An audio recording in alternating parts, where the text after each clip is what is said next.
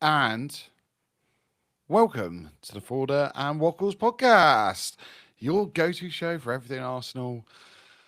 And as always, I'm joined by Reece, Wackles, YT, analysis, F1, COD, Get Bundesliga. get them all in the Bundesliga, yeah, NFL, yeah, might as well get them all in there. How's it going, mate? Yeah, it's all right. It's been a boring week, I think, to be honest. There's not a lot going on. Everyone's, I think, a bit stressed in the fan base, me included, I think.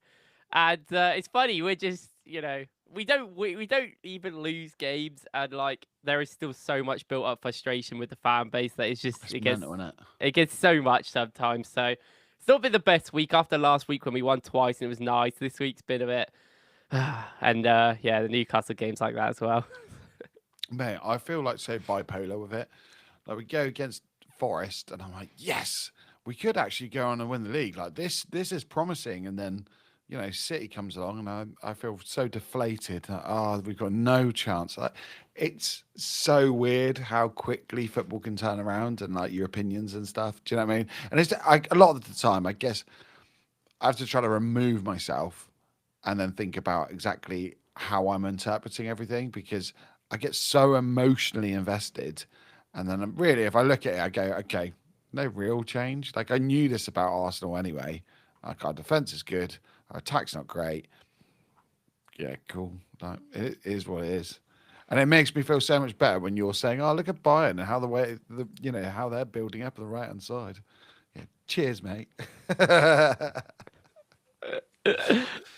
The joys. Right, let's get into it. Let's go through what we're looking at this evening. We have got. Oh, I don't know why it's gone like this. Let's try this again. Apparently, we're not doing a slideshow today. Now we are. Here we go. We are talking Saliba and his new contract, a long-term deal for the man. We're talking about how Newcastle are going to be, a big test for Arteta, let's be honest, and how we're going to shape up with the squad, and then what changes it could mean for the future, I guess.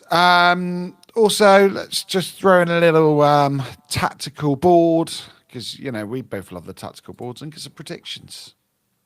Sound good? Yep, sounds great. Let's get into it then. William Saliba. So, Ornstein dropped a bomber. He says Arsenal centre back William Saliba has agreed a new contract with the club. 24-year-old is expected to sign a new deal in the coming days. And then another tweet came out with the Athletic. Saliba's new contract will run until 2030. So, I mean, 5-year contract. I expected him to sign a 5-year contract though. I wasn't expecting that. I thought it would probably be like a 3-year, maybe like a 4 at a push. 5-year is brilliant for the club. It really is. Talk to me. Tell me, mate. How are you feeling about this? Well, he had 2 years left on his deal, didn't he? So it kind of had to be a 5-year because, like, it wouldn't have made any sense to even re-sign a deal for 3 to 4. I think so. Like 3 extra years on the 2 years he already had kind of makes a lot of sense to me. I think. I mean, I wasn't that worried about this. I'm not that worried about the players at the club staying. I think Mm-hmm. even if we're not winning, I think there's a certain level, yes, that these players will want to win and we get to that level. But a lot of our best players are around 24, 25, 26. There isn't that big of a rush as maybe people think there is compared to like some other clubs. And ultimately, like, yeah, again, it's not all just about winning, winning, winning all the time with everyone. Like, I think if your team's good enough and they feel like you can win, then that's more important sometimes because we no one can predict the future. There's like I would never have said PSG would win the Champions League last year. They came 14th or 15th in the group stage. They had a hard draw, but they weren't great. They didn't even have a striker. They had Ramos, who they didn't rate. And then they eventually put Dembele up there, figured some stuff out, and they ended up becoming like inevitable in Europe. Yes, it helps that their Yeah. schedule is pretty easy in the league every week, and they can just play literally anyone they want, like 16-year-olds every game, and rest their team like other clubs can't do basically anywhere else. But I think like like you just don't know what's going to happen. Like I used to judge players that went to PSG because it'd be like, why are you going there? You're going to win some Liga Uns, but what's the point? Like, are they going to win European championships? Are they going to be this high team? But ultimately, you just never know. And like with Saliba, like it's quite clear as well. He is very close friends with Gabriel. There's been reports that him and Yeah. Gabriel spoke about what they are both going to do. So then when Gabriel re-signed, it kind of felt like Saliba was going to join him. And like that's like a major part of this. Like if Saliba goes to another team, is he going to have that sort of connection with a centre back right now?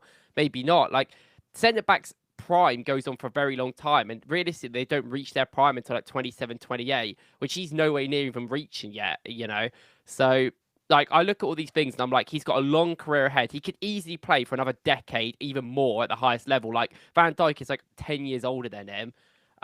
At the end of the day. So he's got a long time realistically compared to a lot of the players that we have. So it's like, I'm glad that he's re-signed. I wasn't that worried, but obviously there's Real Madrid and their dodgy tactics and the, you know, the unsportsmanlike ways that they go about things I don't really like, and that's always a worry. But, you know, he's decided to stay, and good on him because, you know, we do have the best defensive unit. If we don't win, you can definitely look at that. But ultimately, he is a defender and he is part of one of the most key elements of the best defensive unit in Europe. Like, if he goes to Real Madrid, yeah, he might win stuff, but I tell you what, it's going to be a lot more stressful when they don't even defend. You know, Trent's, you know, gone missing again. I mean, he doesn't even play at this point, but like, Yeah, there's right, just so doesn't much it? more up in the air. There's a lot more like media attention on him.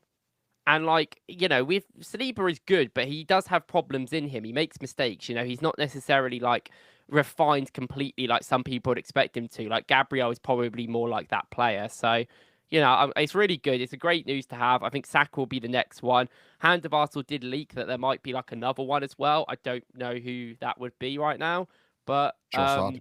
yeah, it's very interesting, I think. So you're not of the opinion that Mosquera is just going to step in and Saliba's over the hill? Hello? Hello? Can you hear me? You're, yeah, you're like so like robot-y. Oh, no, that's not good. I will drop out and drop back in, mate. Okay, okay. But yeah, like when it comes to William Saliba, I think that undoubtedly he is, you know, I mean, I wouldn't say he's the best centre back in the world. I do think there's a certain level that he is, and I think he can be on his day. I think there's much more inconsistencies with someone like Saliba than like some of the other centre backs you're going to see in the world. That's to be expected. I mean, is his age, his experience. There's loads of other issues. I think genuinely he hasn't played at the highest level in Europe until the last 3 years, which makes it like a bit of an adaptability period. I know he played for Marseille, but there's still a different level to that. Gabriel has been at Arsenal for very many years now. He's understood it. He's learned things very slowly, and it helped him a little bit more. I think even in the game against Port Vale, like Saliba, some of his passes straight to Ben White or Saka on this right hand side were awful. I mean, I think he only missed up 3 passes in the entire game, and they were all just like 5 yard passes where you're like, okay, Saliba, you got to lock in.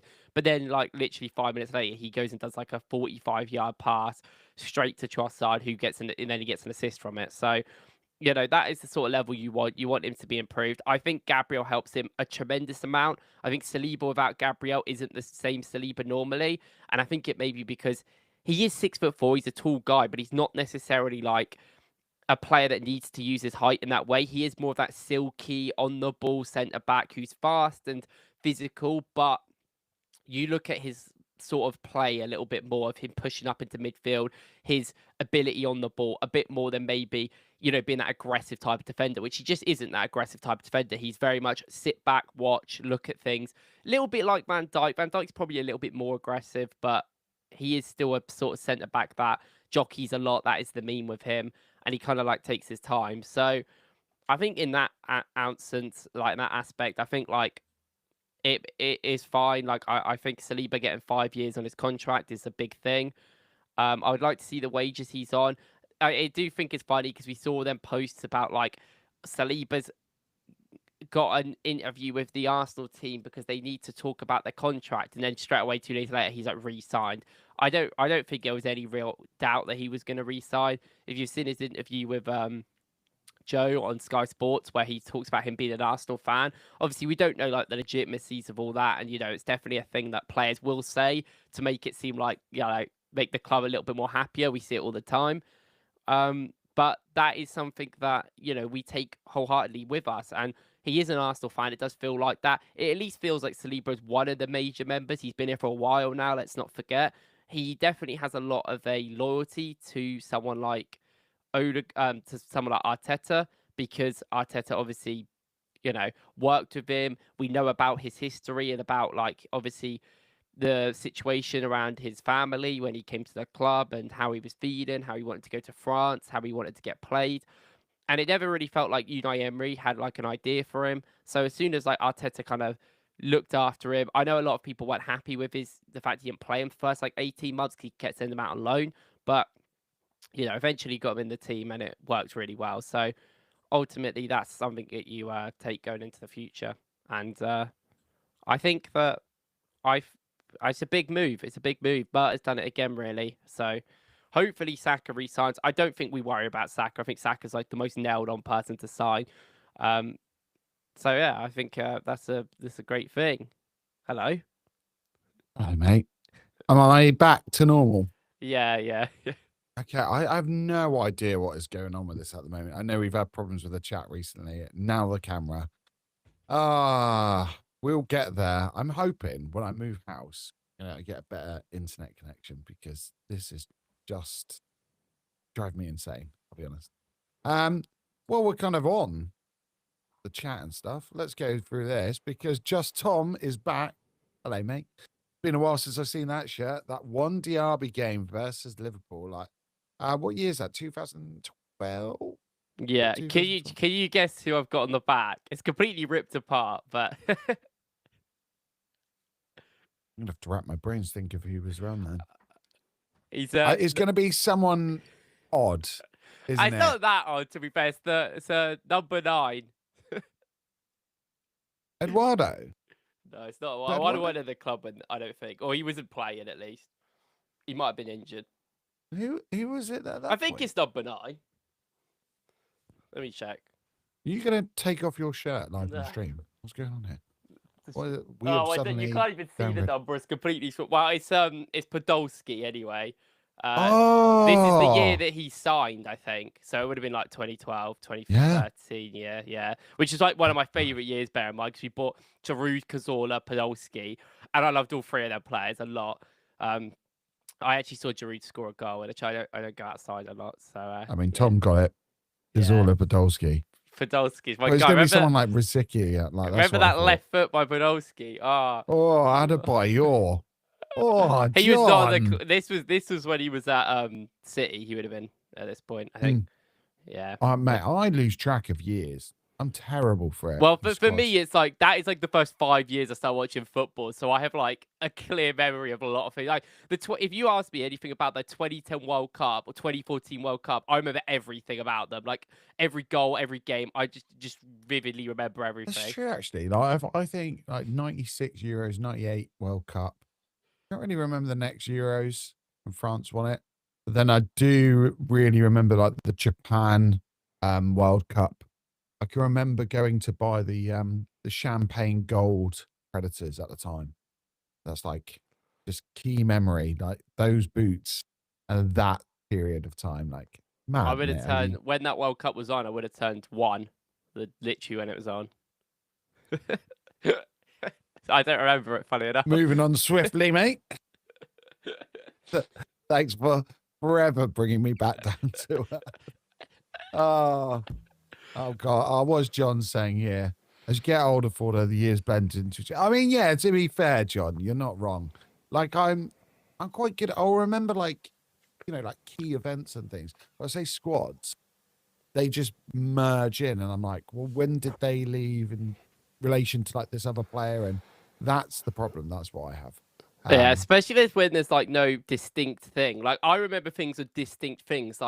even now when you talk to Arsenal fans, like 2022, 23, like when we play really fun football, like 23, 24, I don't think I'm going to remember the last season at all in like 2 years' time because it's just boring. Like if you put it in the No, you perspective of probably all the won't. seasons around it, like I was going to remember. I'm going to be like, I don't know. I couldn't tell you, mate. I don't know. Like I remember results You and just go, stuff. oh, it's that season where we had all the injuries. Yeah, I'll That'll be like, be oh, it's a what it season is. where I made like 6,000 videos on YouTube and nothing happened in the end, so it's pointless. But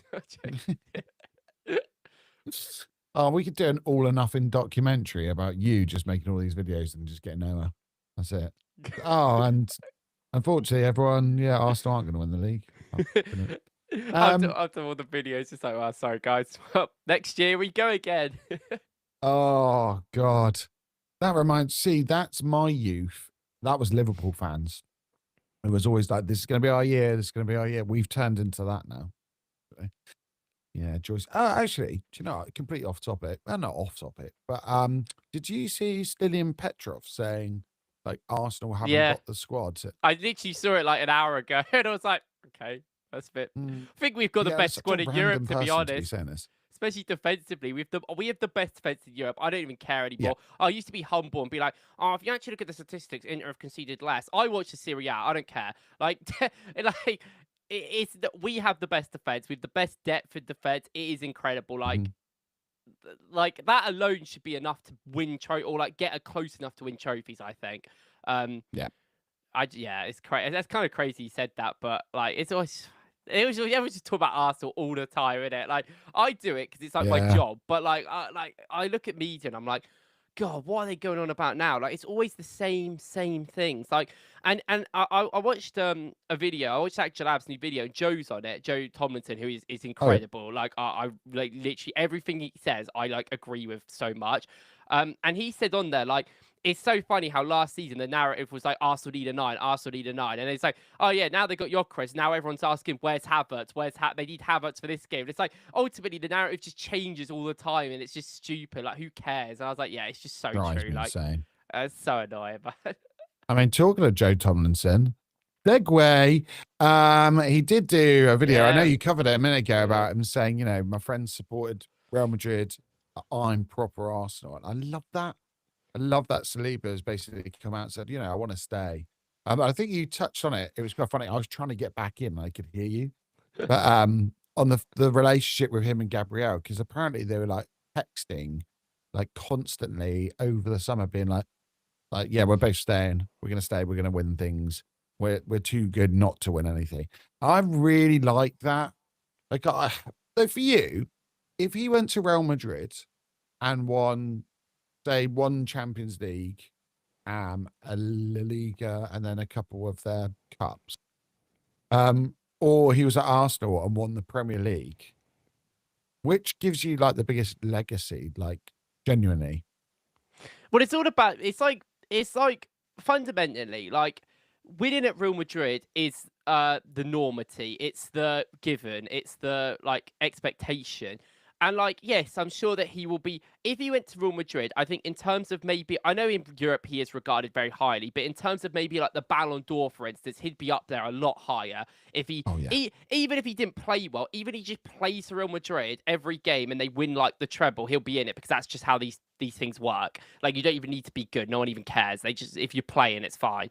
So like in terms of that, I think that would be there. But Arsenal haven't won the league. Arsenal are like in commercially, in terms of fan base, in terms of popularity, are top 4, top 5 clubs in the world by far. They are. And to win the Premier League for Arsenal for the first time in over 20 years, I've never seen us win a Premier League. And to be a leading member of that, to be here with when he was 18, I know he didn't play for years, but he was bought at a very young age. And also to give this sort of like, I'm staying, like with Real Madrid being interested, he was their priority signing whenever they want to, you know, wait for his contract to run out. But like, I think genuinely, like, it's like the same thing I think. Like, I don't think Leicester are that big of a club commercially, so it's kind of hard to depend. But I think Vardy's legacy is better than some like of these. Like realistically, in my eyes, I know it may be an English biased thing, but Jamie Vardy's going to be remembered a lot more than Danny Ceballos. Danny Ceballos has won way more in his career. Yeah, without a doubt. Yeah. and been at a better club and been bigger. But because Jamie Vardy, not only his story, but it's more just the fact that he was a key player, the best player for a Leicester team that won the league, which will always be the biggest shock in the Premier League history. That is a legacy in the sense. And it's I think about this with United. Like, I think this is why players go to United, because they know if they win at United, the legacy that they will have will be better than anything. Because United are like the biggest club in the world in terms of like fan base, maybe up there with Real Madrid and Barca. I couldn't tell you, but they are insanely popular in this country. Man United are the biggest club easily. So just winning like with them would get you that thing, and it's the same with Arsenal. I think it genuinely, like, if you won with Arsenal after all of this and how long it's taken and the moment, and I think it means more. If Arsenal won 4 Premier Leagues in a row and he came in and won the 5th, I don't think he'd have that. Like, it wouldn't matter. Yeah, Like, I'm not comparing it like that, but it's just the fact that like we want it so badly. It's been so long. We are a massive club in terms of just everything. So I think the legacy, like, you winning at Real Madrid might get you some stuff, but you winning a Premier League or Champions League with Arsenal, for 20, 30 years' time, he'll be on interviews, he'll be talking, and they'll be always putting on the bottom, like, Premier League winner, Champions League winner. He will be associated with that. And I think, like, all of these players will become absolute legends for the club straight away if we win a Prem or a Champions League. Like, they will be. And Saliba, Gabriel, I personally, I want Gabriel to win it more than anything. Like, more than anyone in this squad, I want Gabriel to win it so badly. He's like the first one to kind of move over and actually go, you know what? I want to go there. I want to try and do well there. Like, it's crazy because he would have been at Everton if the pandemic didn't happen. He literally would have gone to Carlo Ancelotti's Everton, but the pandemic happened. It delayed everything, and then we swooped in the weird summer that was like not a summer but was a summer because the season hadn't ended. So, I just really want this team to win. I just really want these players to win. Like, I feel bad for people like Saliba and Gabriel more because ultimately they have done their job fantastically. We have the best defense in Europe. They are a big part of that. It's not on them.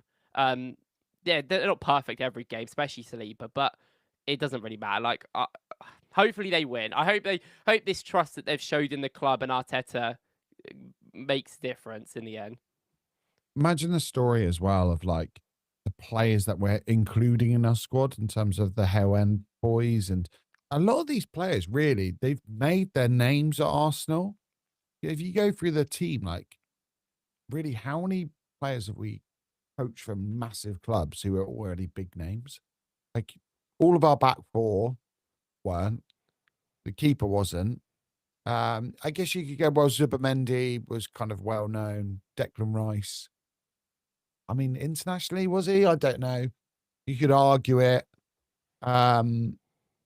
Even like Martin Odegaard, like, he's a funny one because he'd never really made that final step. He was like the failed project, I guess, of Real Madrid, and then went to Sociedad. So he's another one which is a bit odd. Saka, obviously, is like, he's made it here. Yes, then again, you could argue Havertz and Gyökeres, I guess. But like most of them, they've like really come through here. You know, I know they would have played at good clubs, but not big clubs. We're not a team that like just buys these mega stars and then just puts them in. I think Wenger said it, we don't buy them, we make them. So yeah, like, I completely agree with John. Like, once these players win once, hopefully they'll win many. I do think you need to get over the line and know how to get over the line and understand what it's like. The which season was it? Was it 22, 23? Like, I think that one just came too quickly. They were not ready for that. But I mean, we'll see. We'll see. And having like a player like Saliba just that makes such big difference. Also, he's the only player to have been included in the PFA Team of the Year award 3 years in a row. Like, I looked at this and I went, hang on, Van Dijk wasn't it? And I thought, oh no, he did have a dip. And then I was trying to think, like, oh, surely there must be someone else. But he's the only one. It's mad, like, to think that shows at his age how consistent he is, because that's not easy. Not easy in this league, mate. Yeah, it's all like all these awards are stupid though. They're all just like media-driven things. Like Gabriel, in Yeah. my eyes, has been arguably our best player for the last 2 years, but our Yeah. best defender by a mile. He's been better than Saliba since before. Maybe 22-23, you could argue Saliba was better. I think that's fair. But the last 2 seasons, it's been Gabriel by far. And like, I just don't think he gets like. I know now he does, but it feels like with Arsenal, like one of the two has to get in. Because of Van Dijk, and then they're like, well, we'll just put Saliba in because he's younger and fun. And it's like, wow, okay, fair enough. And it's also like the fact sometimes they'll just shove Gabriel in and they'll move Van Dijk to right centre back. It's like, oh, they can just do what they want to fit the agenda. But I don't know. I'm very against all awards. I think they're stupid, genuinely. But yeah, it's good. It's still appreciation. I think, yeah, I don't know. I mean, while we're on awards, like the Ballon d'Or's just come out. We said about it before. I mean, we didn't agree, to be fair. I'm not going to say I told you so, but I was right that Dembele was going to win it. Were there any in there that you went, not sure that it should be that way? Pretty much because obviously the way the voting system works. Pretty much 90% of it. And every time I do, I literally, one of the first, I made a video like 2 years ago when they did the Ballon d'Or and called it a disgrace. And it only got like 1,000 views at the time. Like, I wasn't that big of a channel and it was completely like left field for my content. But I was so angry about the Ballon d'Or. I wanted to say something. And what I said in that video completely has been upheld and is the same 2 years apart for both years. Last year I wasn't that angry. I thought whatever. I thought it actually made sense. But this year I just yet again I'm like, oh my god, what they judge it on is stupid. It is based on a couple of journalists in across the world having an opinion. We all have opinions. I prefer footballers over other players. I'm like whatever, like a small journalist, you could say. So. But I'm not right because I have a bias to certain opinions. If it was me, I'd put Bukayo Saka #1. Does that mean Saka's actually the best player if all the journalists think that? No, just because it doesn't mean it at all. I remember I was angry 2 years ago because I'm pretty sure Messi won it because they won the World Cup. But shouldn't have won it at all. I remember that being the year that Haaland was just unbelievable, won the Champions League or whatever, and they just didn't give it to him because Messi won the World Cup. And I was like, this is just a disgrace. Last year, Rodri absolutely deserved to beat Vinny for it. Rodri was the best player in the world and outstanding.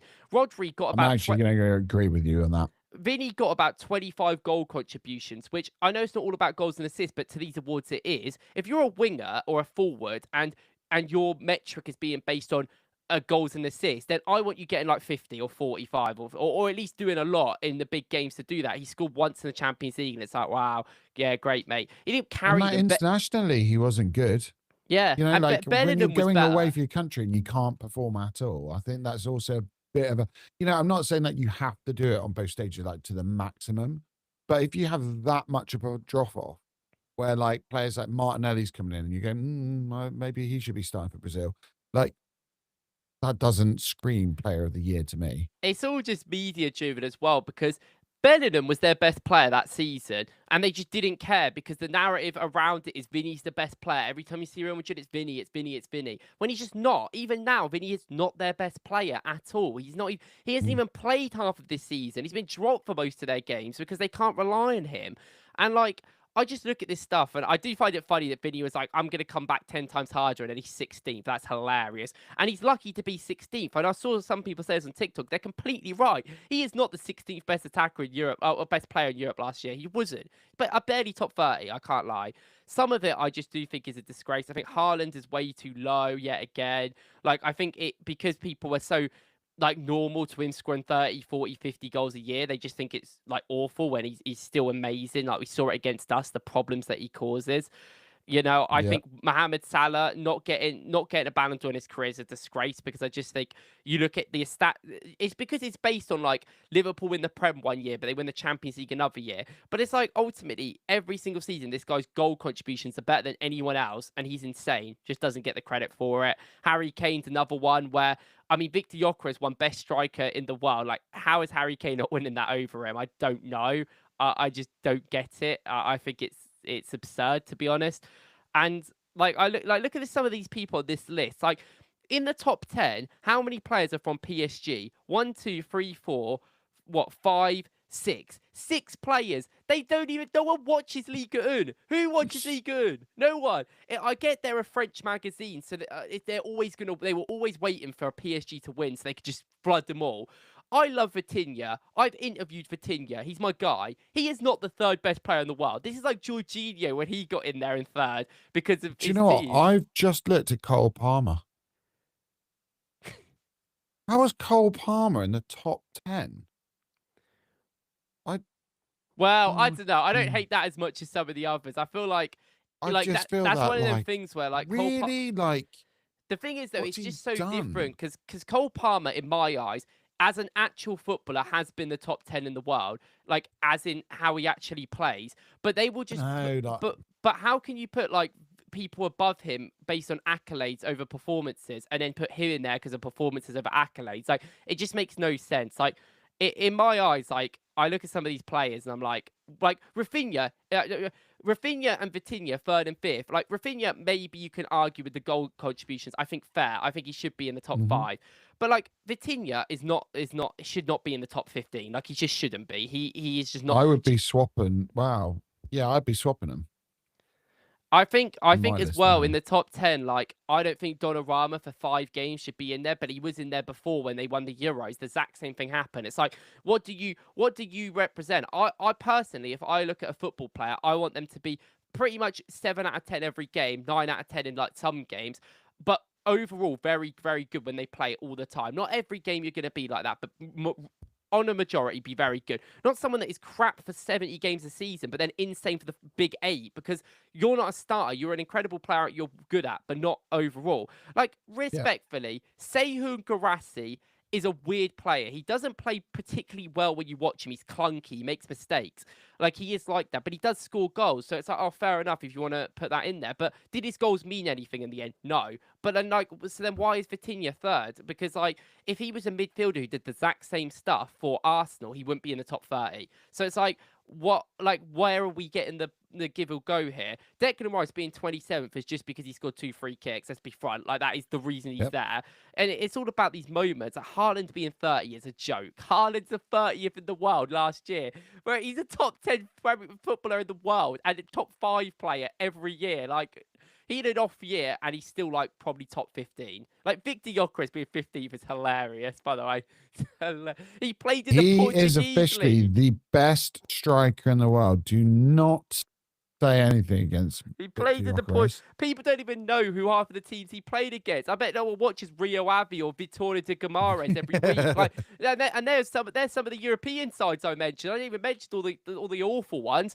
Like I just cannot believe like this. This is probably one of the worst I've ever seen. I mean, to be fair, like the way it works, I believe, I could be wrong here, is that everyone kind of votes, don't they? And then it's just kind of put in a list of like who gets the most votes. It's like a point scoring Surely system. So like every there's one journalist from every country, like they get represented, and they have to pick their top 5.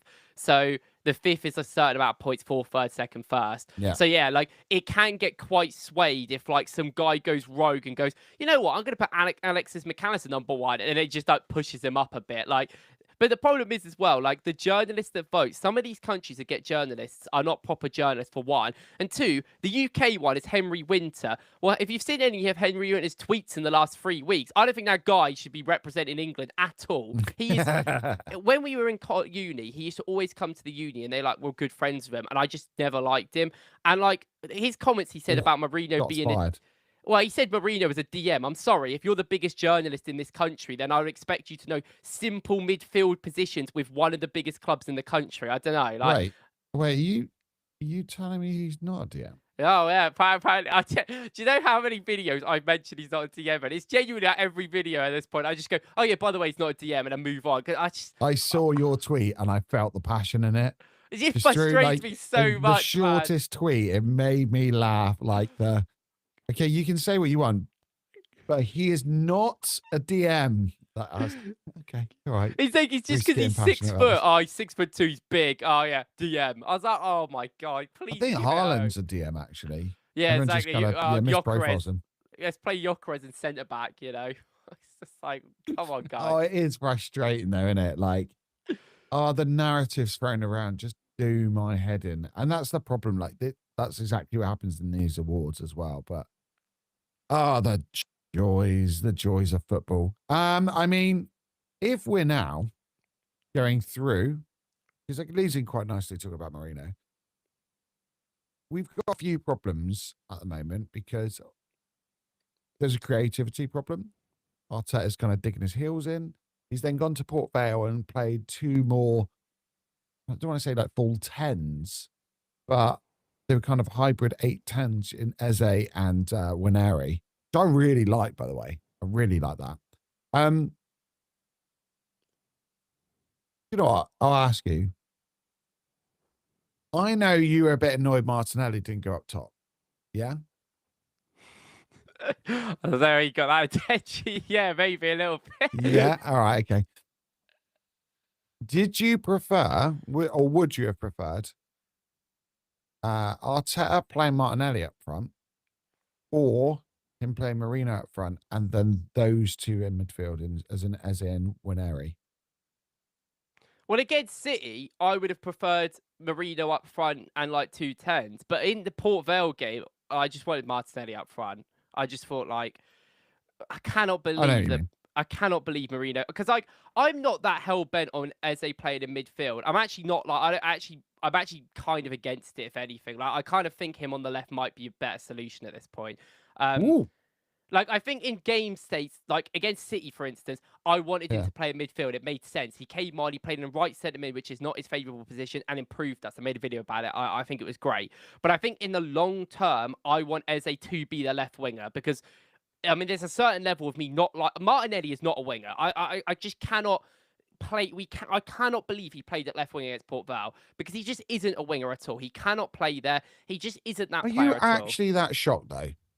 I, Genuinely, because I just think that this is the thing. I did my reaction to the City game, and I said, like, my biggest problem wasn't that Arteta played Marino as was he a 10? I don't really know, but playing that midfield as Zubimendi, Marino, and Rice, that wasn't the thing I was annoyed about. The most annoying thing was the fact that I wasn't even surprised he did it. And that is just, it drives me insane. So with Martinelli, I'm like, I'm not surprised. Like, you're not learning your lessons. Like, the thing, although Martinelli has been getting much more central, like a lot of his goals, he's not running from a wide area. He's running from a central area, which is what we need to do. But I just think, it just gets annoying when it becomes stale and you just expect it. Like, I mean, it drives me insane. Marino started against City. Like, I didn't like. I literally went into the game. I do think it's funny that after his press conference, he was like, "No one could have predicted it." I was like, "Well, we literally spoke about it on the Friday about how I think Marino is not the right choice." But like, Yeah. I didn't care. I'm not that hell bent about the starting lineup. I'm more hell bent about how we play. And like, Marino in midfield, I didn't really care about. I weren't as crying about it as everyone else. I didn't really care. I was just so surprised by Trossard playing. I just didn't get the Trossard thing. I actually think Trossard played very well in the second half when I rewatched it. He was actually one of our better players because he actually is the only winger that we seem to have that understands of where to pass the ball to Gyökeres. No one else bothers. He actually tried to find Gyökeres nearly all the time, which I like. I'll go on. Max Dowman. Wow, yeah, Max Dowman as well. He seems to come on and go, oh yeah, I know, I understand. And I do you know what? I've got a theory about this. I think it's because, one, he has not had the time to be kind of like coached by Arteta like the rest of them and instructional, like I think Arteta a lot of the time probably doesn't want to bombard Max Dowman. It's like, just go and play your game.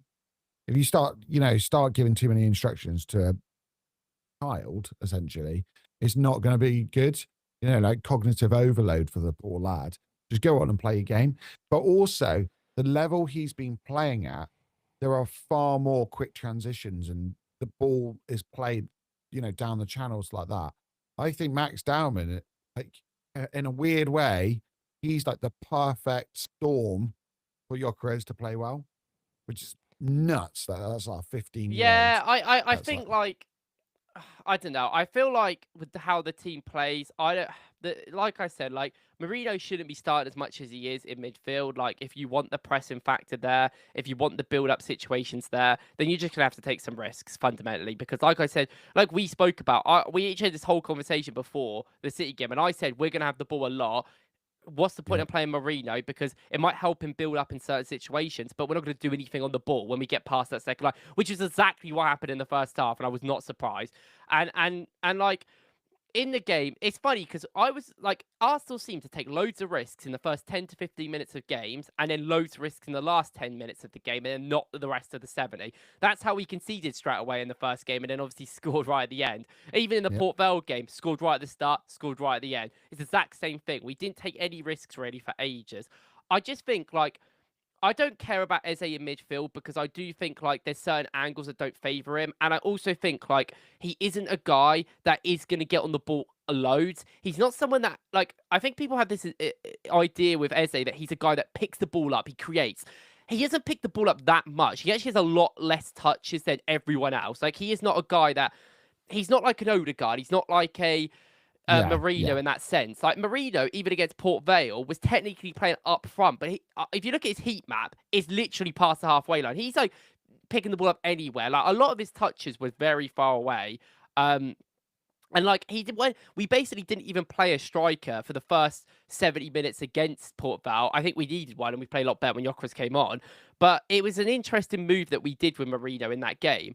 So I just felt like the problem is I just feel like Eze is not the solution to the midfield like that people think he is. And I know EBL, if anyone follows him on Twitter, was having an absolute like rant in the whole of the Port Vale game about how he feels like Eze should be out wide and Martinelli should be inside because ultimately Eze really prefers the space and then out wide to come inside, and Martinelli's just not that player. And although Eze did score, he almost scored a second from that one-on-one, and like he is that sort of final third player, and that's why I think Arteta's used him closer to the goal. I completely agree. Martinelli should be the guy inside, Eze should be the guy out wide.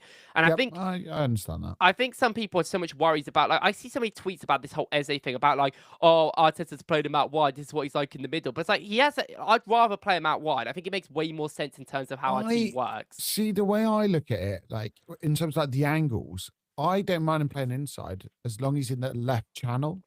Like if you, I mean, I put out a tweet and it was so interesting because he did the complete opposite to what I was suggesting. So I didn't know about the Madwecki injury, to be fair, but in the Man City game, I suggested, right, take off Trossard, put Saka out on the left because Madwecki was having such a good game. Like, don't change that. Keep that exact same.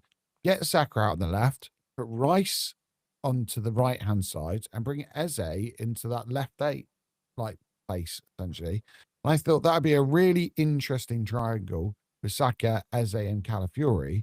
And then it gives Eze those angles where he can come inside, or you can get Saka drifting inside if you want. I thought that would just be so much more interesting. But I guess the way Arteta looks at it, it was okay, straight swaps, Marino, Madwecki off, and those two on. And then you get the pod. You still get Saka and Eze playing together. But I just felt that he wasn't even like occupying the spaces that you kind of wanted him to. And ironically, he did his damage from like almost like the worst possible place. He's so far back. That ball to Martinelli is incredible. It's an unbelievable pass. And, I do think we just need to like sometimes just tweak things. We don't have to like be so regimented and be like, well, you're always going to play in that position. Like, Yembele's said, if you play Eze out wide, you can't have an inverting left back, which we do. And that's the thing, isn't it? It's like they've really got to build up that rapport and understanding of when does Eze receive in the half space. Hey, little plug for you there, mate. For Yembele's podcast. Or when does Calafiori occupy those? And I was really, really wanting Hincapié to like start making appearances. But unfortunately, we know with Arsenal, all we ever get is more injuries. So what I will say on like on that sort of like aspect of it. I think when I look at Eze, and maybe we'll talk about this bit in the tactical bit as well, but I don't think he's good centrally inside the lines. And I don't think this is a surprise because I don't think he was good at Palace at it. And if anyone's watched any of the England games when he plays an attacking midfield, he just cannot get the ball. He's just, sometimes with Eze, his first touch can look amazing, but he's kind of a guy that his first touch is not always going to be like in the right area. And then he'll get it under his like grasp and it'll be okay.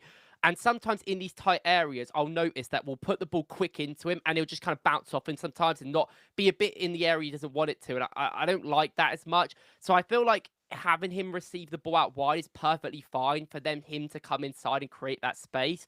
I think it works. It hasn't worked. I think a lot of the problems that Arsenal have are just clicking issues. I don't think the players are. I think Mourinho is a problem in certain games, but I think it is more of like we just haven't managed to click things together. I do think there's one solution for this whole problem that Arsenal just have to use.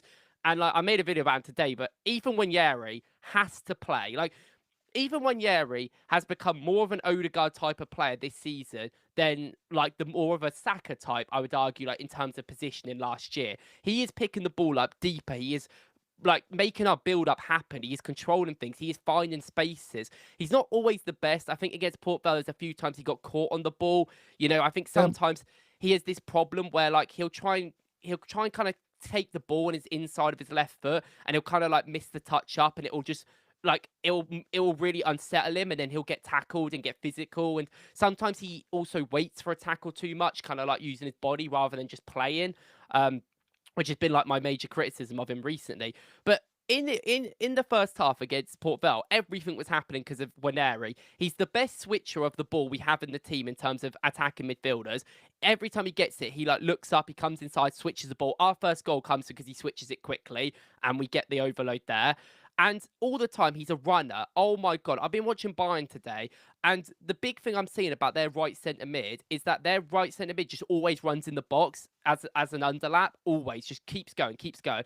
And Ethan does that. We saw the shot he had 9 minutes in against Port Vale. He got into that area. I loved it. I think that movement, that trio between him and Ben White really worked, and Saka.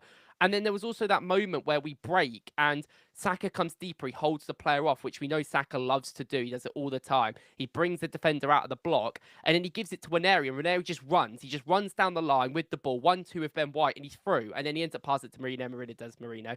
But like, I see so much of Ethan and I'm like, yes, there's going to be issues with physicality. He's going to make mistakes because he's going to try and receive the ball in the block sometimes. And like we said, his first touch isn't always the best. So he makes mistakes and he loses it. And we saw that a bit against Forest as well. That's going to happen. But he is someone that creates runs and does so much in the attacking area. That whole like third of the pitch, the like half space on the right side, he is killer from. Creates, scores, shoots. Yeah. And I against Newcastle, like we'll talk about it a bit, but I have to see Ethan play him. But I think he deserves it. I think I completely agree. I think he's not great for 90 minutes. He's great for like a 60 minutes, Ethan. I don't think he's ever put like, other than Leicester, I don't think he's ever put a fantastic 90 minutes in. I think he's always a player that really is exceptional for 60. Like even in the Port Vale game, first half, amazing. Second half, he did a couple of things. No one really mentioned him because he didn't have that much on the ball. So I think like in certain games, like I don't want to wait for him to come off the bench with the problems we have. I think he should play personally. No, I completely agree. And he's becoming, like you touched on it about him dropping deeper and kind of playing more that Odegaard role. But the things he can do that Odegaard can't or doesn't, I don't know if he can't or doesn't seem to like want to do are like, you know, like when he does come out wide, and that's obviously an instruction. Like I look more and more and more because we talked about it previously in the last episode about Marino picking up these wide spaces and he's not really like the player that you'd want to do that. Do you know what I mean? I don't really want Marino near the top line if he's on the pitch. Nevertheless, that's what he's been doing. If Nwaneri picks that ball up, he is far more willing or capable to actually a whipped crossing or take it past a player and shoot. Like he is far better than that. And I love Odegaard. But every time he gets on the ball and he gets a little bit of space and he looks up towards the back post, I think, okay, I've got like 15 seconds here to, have a little stretch, make sure that I'm limber in my old age. And then by that time, the ball's finally resting, above a Gyökeres head. And I think, wonderful. All the keepers coming out to claim it elegantly. Just drives me insane. And I do think Guarneri more and more and more is becoming that player. I can now see the idea behind it and the reason that we've got Madueke in, because it's obvious they're going, Ethan Guarneri, he's going to pick up that position. That's his in the future. And that is the biggest problem we have. Like, I know people will criticize Odegaard and not like Odegaard, but Odegaard's a two-way player. He plays the defensive part, and he actually can create sometimes. I know it's not been excellent, but he is still a little bit more efficient outside the box than Marino, or like he's a better player in that instance. And like Havertz is also a two-way player. Havertz isn't the best finisher in the world. His goal scoring stats are good though, because not only is a player that, like, I looked at some of the positions Marino is picking up against Port Vale. He's coming so deep, and I'm like, this is Marino playing a B-Tech version role of Havertz, but he's not quick enough to really gain that space back in the box. And he's not good enough in the box either. Like, we criticize Havertz, but then you look at Marino. I know people think Marino's efficient, and he is decent, but in certain games now, he takes too long on the ball. I think Havertz is a better player. So I think like a lot of Arsenal's issues are with them two not being in the squad. I do think if Odegaard is fine, like we still don't know. If Odegaard is good enough to start or play against Newcastle, it's not really that much of a worry. Like, he will make us so much better. It's unbelievable. We've said this 3 weeks in a row about Odegaard, which is funny. But yeah, like, I think that wouldn't make it as bad. Sorry, what is this comment, John? Did you see Ben White give Norgard the ball for a long throw in the last game? Does that mean we should drop Rice or Zubi? He probably has to start now. I mean, long throw-ins, They are the thing. It's so weird, isn't it? Everything is cyclical. It does come back round. But like, I don't know why I do know why long throws kind of went away, and it's because everyone wanted to keep possession more, but it's such an obvious thing sometimes. Sometimes the obvious thing is the right thing to do. They do it in the Football League loads. Like Port Vale against us, that first 5 minutes of the game where they took four long throws, it took so long. I was like, oh my God, please just give up. And then I remember they didn't get any for the rest of the half. And I was like, oh, okay, this is Cubs. Second half, it started, first 5 minutes. And I was like, oh my God, there's got to be some sort of time on this. Like people go on about, oh, these guys are faking injuries and, oh, these guys are not in the right position. And it's like, we're not playing football because we're waiting for them to rub the bloody ball and throw it in. It's like, come on. And then they just throw it straight to us and we head it away. And I'm like, oh, guys. I mean, let's go for the injuries while we've got up, mate. So we have got Jesus obviously out till next year. And the next time he gets another, will we ever see injury. Jesus play again? Will we? I don't know. I genuinely don't know. You know what? We might not. Because if he has any setbacks, there's no way we see him again. And because it's the second half of the season, unless we're like still in the Carabao and there's, I don't know, someone really poor has gone through, which again, I can't see happening. Yeah, it'd be like semis, wouldn't it? By the time he comes back, he was in the, I don't know if you watched the Gyökeres like day in the life when he went to the Ballon d'Or. In the training videos, he's in it. Jesus is in there in the gym training with them. So it's like, what? Like, so he's on individual training on grass apparently, or at least he's doing something on grass. He's in the gym training. So like, I don't understand why it's like a January thing still. I don't get injuries that much, to be fair, but like, I don't know. I've seen him in that video and I was like, oh, he's there then.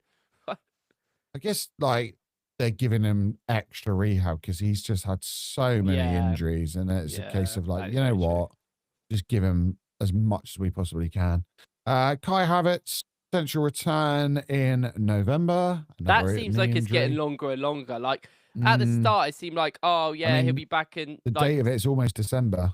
Yeah, I mean, they just keeps getting longer and longer. I swear, like at the start, it was like, oh yeah, it'd be 2 months after keyhole surgery, but we don't know if we need to do that yet. And then he had keyhole surgery like very quickly, and then it was like, oh yeah, 2 months, and then that would have been like, I don't know, mid-October, and now it seems like it's end of November. Like, what? Okay, and it was just weird because I mean, Arteta did say in his conference that, Havertz is a freak of nature and he does come back from injury very quickly. So I genuinely wouldn't be surprised if, like, start of November if he came back or something like that. He's just Havertz. I hope so. Please come back. Please. I miss Havertz so much. Oh, I'm all right. I don't mind. I'm not. You have a little rest, have it. No, I'm only joking. Like, I mean, I'm not his biggest fan. Everyone know that, but I do appreciate what he gives to the team. And games like the City game, he would have been really, really helpful.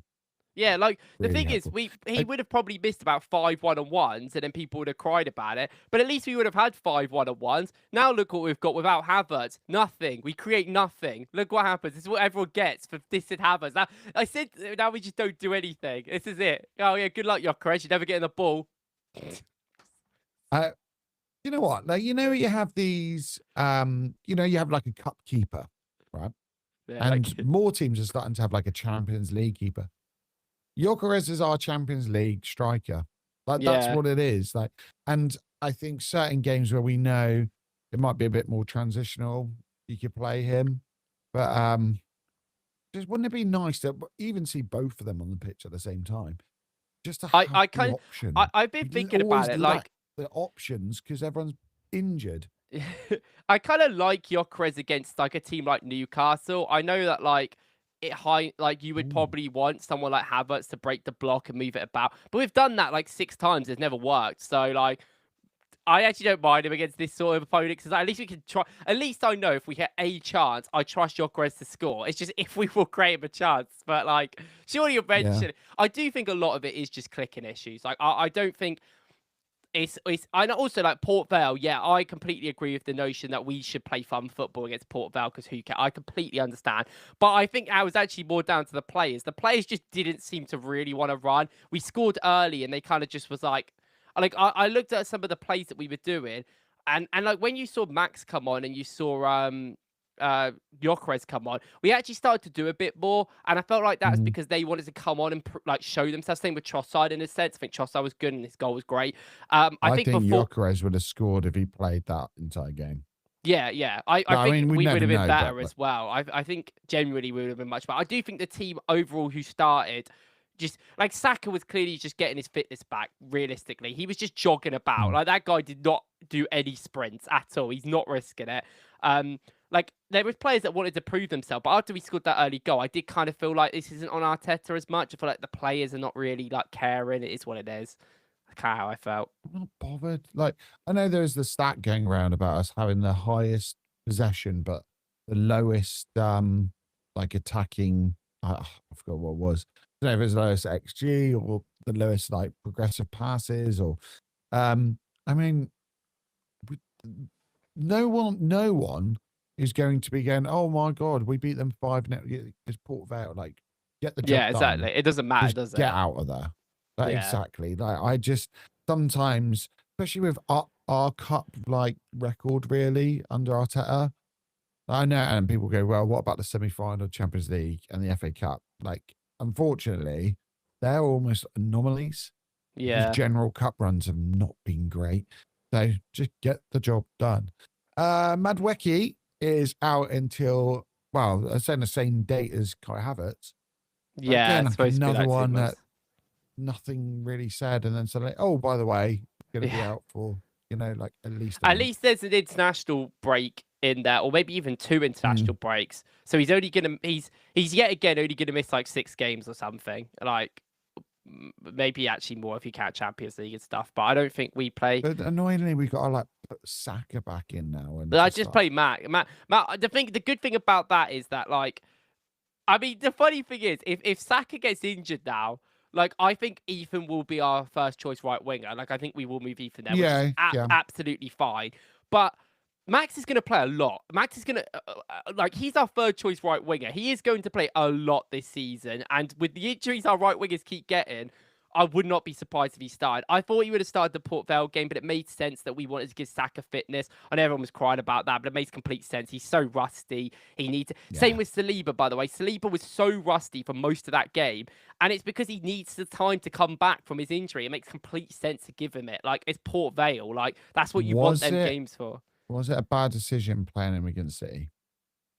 Well, it is what it is. I probably you don't have your best players if they're fit and ready to go, not play. Like I think that's absolutely fine for Arteta to make that decision. I think if any of us were the manager, we would have done Yeah, that I as agree. well. I I, think I it was think the wrong decision, I but would have played I think it's one of the Mascara, ones where but you go, oh, fair. Yeah. I think I put Saliba back in, but probably under the same kind of like, the same reasons as Arteta would have done. Like if he's fit, he's got to go back in. And like Mascara can't be annoyed at that. It's like, well, you've got one of the best centre backs in world football.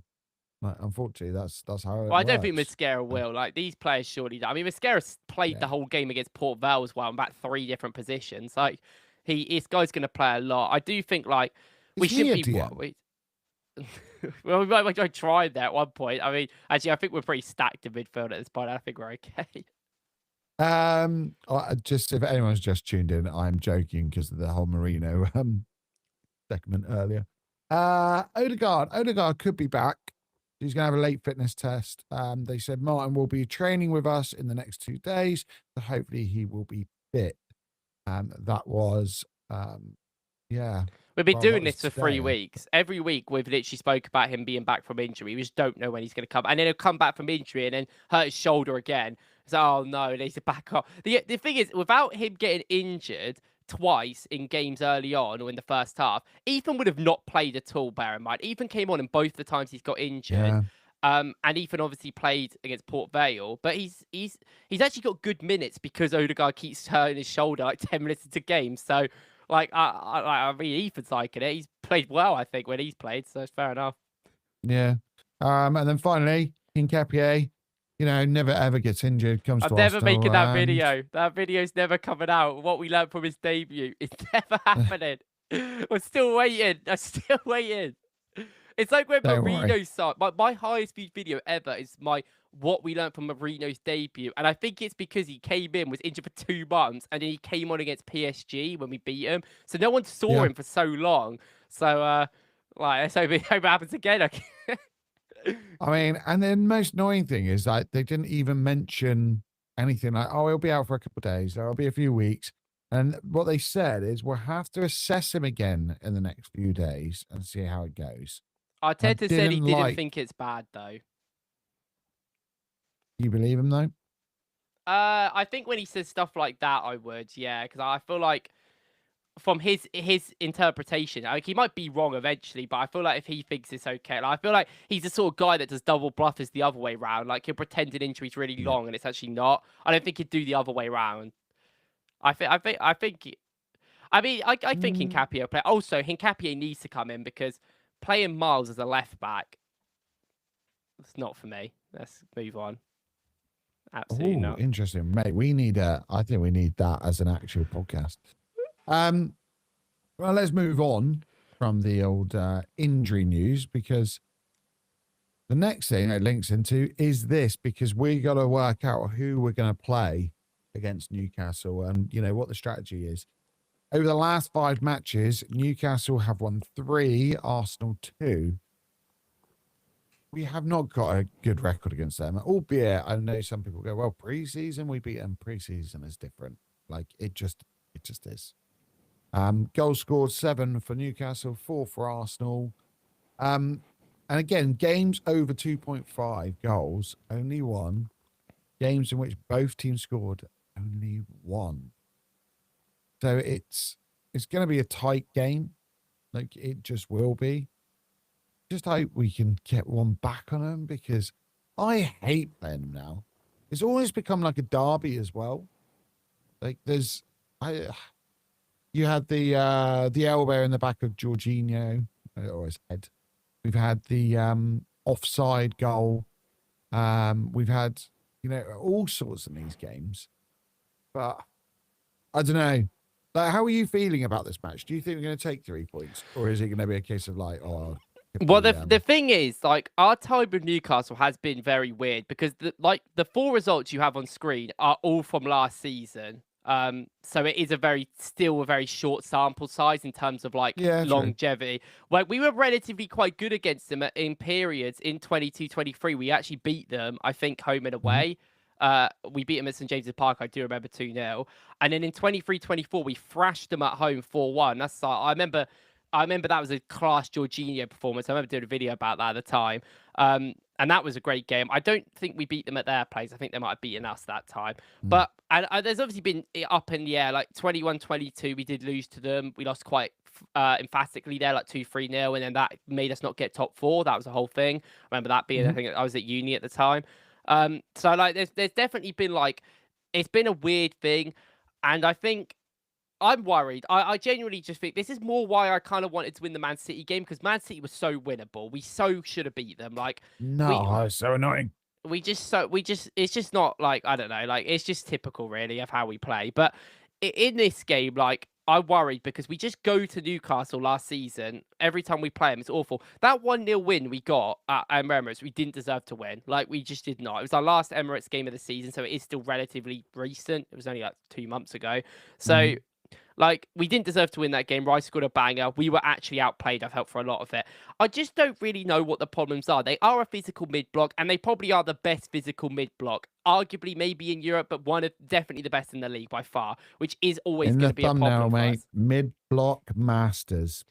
But, like, I don't know. Like, we have the players to go against mid-blocks. Arsenal have been playing so much more direct this season. Like, people can talk about the tactics, and I hate when people use the word stale and stuff, because we play so different every game, and we have played so different this season to other years. Like, we are very much different compared to teams like City and Liverpool, who are like, I mean, City are quite different, but like, there's a lot of difference in our play. We're becoming more direct. We're trying to go over the top a bit. We're trying to be quicker. Like, there is a lot. It's not going to be like that every game. It's not going to be our main source, because we're still a very good team at building up slow. I think the biggest issue for Arsenal has been tempo control is our biggest issue by far. Like, we are so slow all the time that when you want to have them moments, which Arteta wants, where we are really like big and really aggressive for 5 to 10 minutes, we just don't have. Liverpool do the same in wide aspects. They kind of like sit off it for like 20 minutes, and then they'll just be on you for 5 to 10 minutes, and that's when they just score all their goals. You see all their goals come in big clunks. I mean, against Atletico Madrid, they scored twice really early on, calmed it down, conceded twice, had to turn it on at the last minute, score from a corner, but they just dominated the last 5 minutes. You couldn't get anywhere near them, and they're so good at having that intensity of just pulling it up. We just haven't got that at the moment, but we are trying to. It just takes time. Like, we've got a lot of new players that are trying to bed in, trying to learn stuff. And I think in terms of like this game going into it, I completely agree with like the common notion between Arsenal fans is that we can't physically match Newcastle. We've never been able to. We can't do it. We're one of the most physical teams in Europe, but Newcastle just fundamentally are more physical than us. Probably them, maybe Fulham, arguably. They're like the two teams I would say that are just bigger than us. They just don't care about technical ability as much. They just got big hard hitters. Like, why is Joel Linton even in the team? Just to hit people. That's the only reason why he plays. So I look at this game. I watched the Barca game against Newcastle at St James's Park a couple of weeks ago. And in that game, I don't think Barca were excellent. I think Newcastle had quite a lot of the first half where they were dominant. Obviously, Barcelona scored 2 goals, which came from Fabian Schär being concussed and he couldn't mark Rashford, and then Rashford scored an absolute worldie, which is like, okay, that's more of a moment of like magic rather than like tactics. So Rashford, wasn't it? Yeah, yeah. It is just... And I think when I look at that, I look at that and I just go, they really went to Newcastle and went, we're just going to play you off the park technically, and we don't care if you physically bully us, because we're going to play the fouls, play the ball, and work our way. And obviously it helps when you have the best midfielder in the world, Pedri, who 11th on Ballon d'Or, I can't believe it. But he was incredible, like, genuinely. And I do find it funny where, like, I read a tweet 4 days before that game where it was, like, a Newcastle fan saying, oh, Sandro Tonali's the best best midfielder in the world, and I don't want to pretend he's not anymore. 4 days later, they play Pedri, and everyone's calling it the St. Pedri Park, and Pedri's the best player I've ever seen go to St. James's Park. So Pedri is this good. He has been this good. He's the best midfielder in the world, in my opinion. We discussed this, didn't we, when we were talking about the best players in each age range. He is incredible. So good. And it's funny, no one really talks about him. Like, everyone talks about all the other Barca players who I think are like okay. Like, Kubarasi is a great centre-back, super young. But I think he has a lot of problems with his game, but people love him. And it's like, Pedri's been this good. Like, Gavi as well. Like, Gavi is nowhere near as good. Gavi's a midfielder, unfortunately. But I don't know. Like with when I looked at that game, they obviously really stacked the technical quality over physical. That's why Rashford played. Rashford is big, Yeah. but he isn't a physical guy. He's a technical guy. You know, he scores these chances. When we go against Newcastle, we're not going to be really physically like adept to them. Like if we have Zubimendi and Rice midfield, Gabriel Saliba, Timber, Calafiori, whoever you want to play left back, like it's still a very, very physical team. But we keep going to St James's Park and losing because they out beef us. We try to play it in the pockets and they just push us out and we can't do anything. We don't create anything. And a lot of the time they score early and they just sit back and then wait and then they'll attack again in the last 10 minutes. And we simply just need to take risks. And this risk might not work. We might just end up losing by even more. That might be a feature that happens. But let's not forget, Newcastle this season have been awful. They've won one game in the Premier League and Europe. I'm not counting their 4-1 win against Doncaster 2 days ago. They beat Wolves 1-0 by a Walt Marder debut goal from just what was a kind of lofted header and a lofted header by a great cross, which didn't get marked. He's 6'6". He's not that great in the air, but he scored a good header. That's what it was. Yeah. In all their other games, Newcastle have insanely struggled to build up well at all. They've really, really struggled. They played a game against Bournemouth last week. They've drawn every away game 0-0 this season. They're decent defensively, but they just have nothing going forward. So if we're playing this team that are awful, they're on not good form, like we just have to be doing better and we have to take the fact we just have to bring technical quality. I know he's going to play Marino. Like I know he's going to play Marino. No, I think Mbele said it earlier. He is the perfect player for this game in like exactly how Arteta sees the game, and I get it. But we have gone to St James's Park and lost every single time. We've won once in 5 years. Can we just please try something different and play an Ethan Nwaneri, please? Please. I'm just crying out for Ethan to play. If Ethan makes mistakes, He's not going to do it though, is he? If the thing is, if Ethan makes mistakes on the ball and he gives away a goal, you know what? I know people will criticize Arteta. They will. I won't because I'm not that guy. Like I think that I would be happy with the solution. And sometimes it's not always gonna be guaranteed. But I just want us to take risks. And maybe a Saka, Gyökeres as a front three is good enough to like play a bit like with a Marino. Maybe it is. I think it is better with Saka in there because I think Saka is broadly a player that does everything and can come in the centre.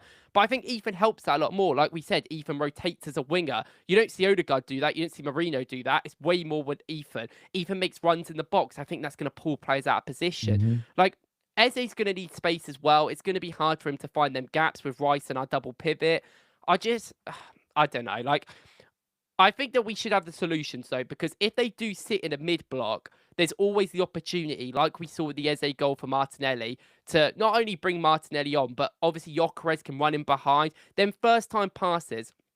I made a whole video on Wednesday about the reason why Gyökeres is not succeeded is partly down to him. I don't think his runs have been fantastic. I think he sits back post a lot. That might be a tactical thing, but I also think there's a certain level of he needs to make the initial run, which he doesn't do.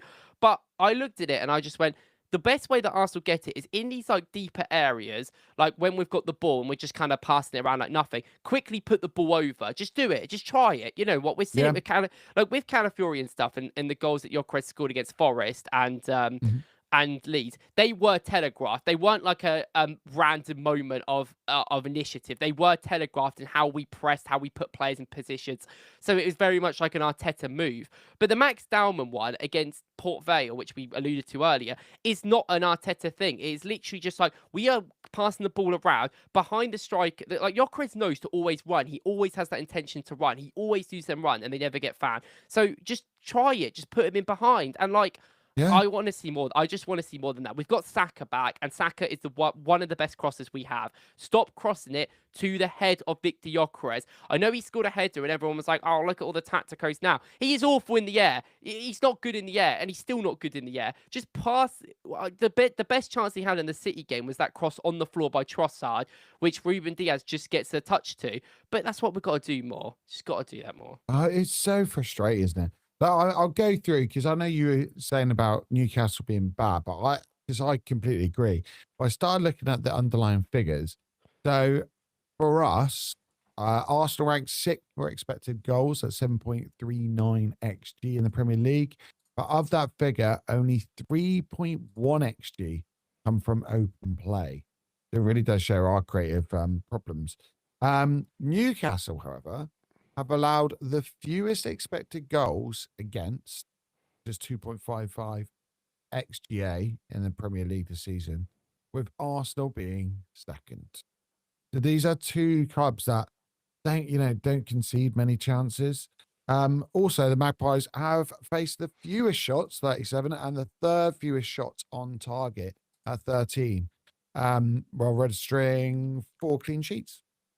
So Liverpool are the only team to breach their defence league this time. I mean, it's gonna be a tough ask. It really is. But we are capable of doing it. I just think sometimes, we play the opposition and we play the occasion, whereas we should be going there and just playing like we should play, if that makes sense. Like just being Arsenal. Like it drives me insane sometimes that we almost give certain teams too much respect. I think City we did, and we gave them far too much respect. We should have been turning up going, you know what, we battered you last season. We're going to do the same. But again, I get it because Arteta is, he's probably got PTSD about us and conceding sloppy goals all the time, but we're far past that. We are a very, very good side, like an unbelievable side. I'm going to go to the tactics board now, mate. So before we finish up, let's have a little look at what we think is going to be our predicted 11. You know what? I'm going to bring this up first. Let's do this. Here we go. We have got a couple of ideas here. And who have I got in there? Ethan Winery, funny enough, that you spoke about. Generally, we don't even talk about this before we go on air, do we? It's like, just go. So I'm glad you said that. But let's go back to the tactics board. So I've got here both teams' last Premier League lineups. In grey are all the injured players. Odegaard is currently as a little orange up here due to the fact that he's likely to come back. And Newcastle are looking pretty sprightly. Big kind of news to them is that Gordon and Bruno G are going to be fit.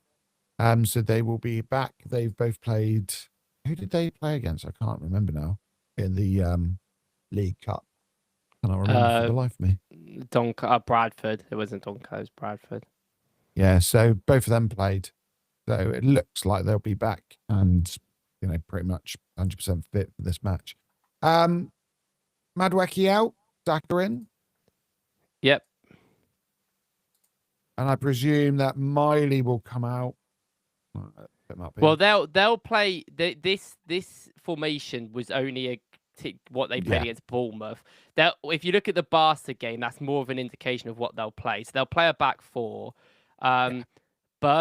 It will probably be a Burn and Botman defense, if I had to be honest, and it'll probably be Livramento on the left or Hall. But they like doing Livramento on the left and Trippier on the right. I don't know if Trippier is fit.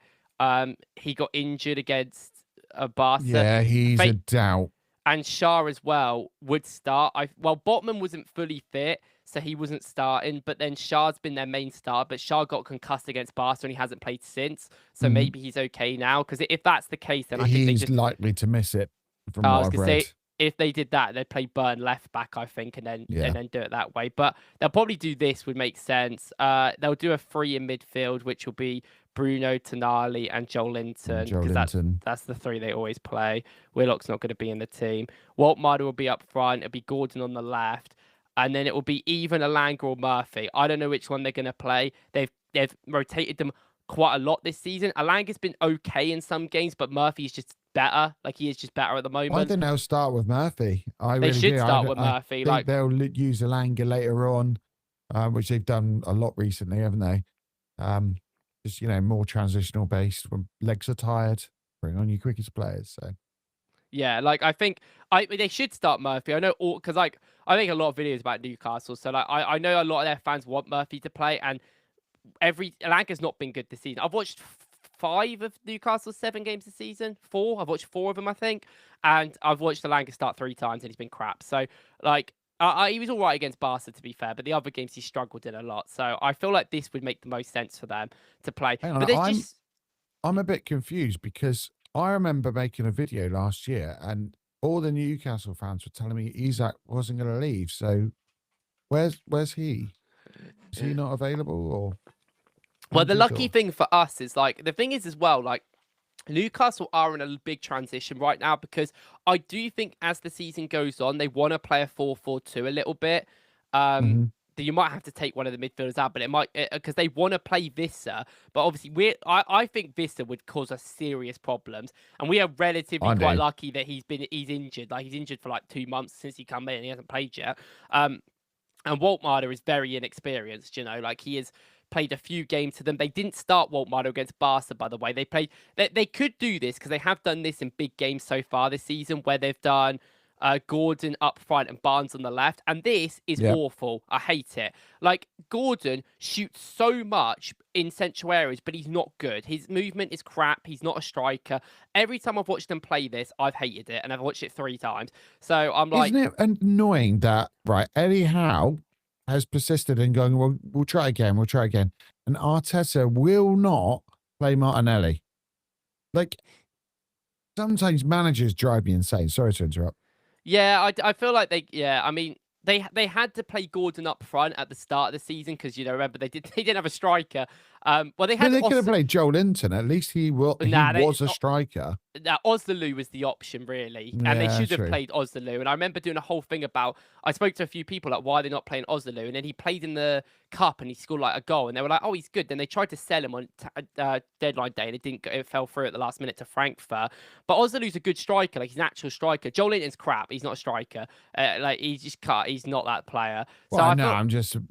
Yeah, I know. Someone with experience. It's like, you know. But I get why like they play Gordon up front, because if you've got Gordon and Barnes, they do kind of occupy the same position and they are quite good. But Gordon up front is crap. I've watched him there a few times now, and I'm like, no. So like they need to just trust Waltmeier. They didn't play Waltmeier against Barca, bear in mind. And something they do really well with what Waltmeier is so funny. He is literally like, when you watch him, he is so like Kai Havertz. He's like a mini Havertz, and people are going to be like, oh, he's awful. But it's so funny when it's another player that does it. And exactly, like, he's a mini Havertz. And the thing he's really good at is basically coming into these areas and being that +1 and just being a good like pass off. He's a good player to have the ball and then just kick it off to another player quickly and then run in behind.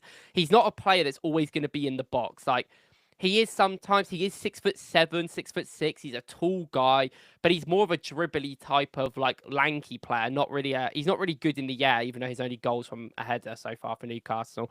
So like I just find it I feel like Waltmeier is an interesting player for Saliba and Gabriel to go against, because he is gonna pull them out. Like, he is gonna pull them out in some weird positions.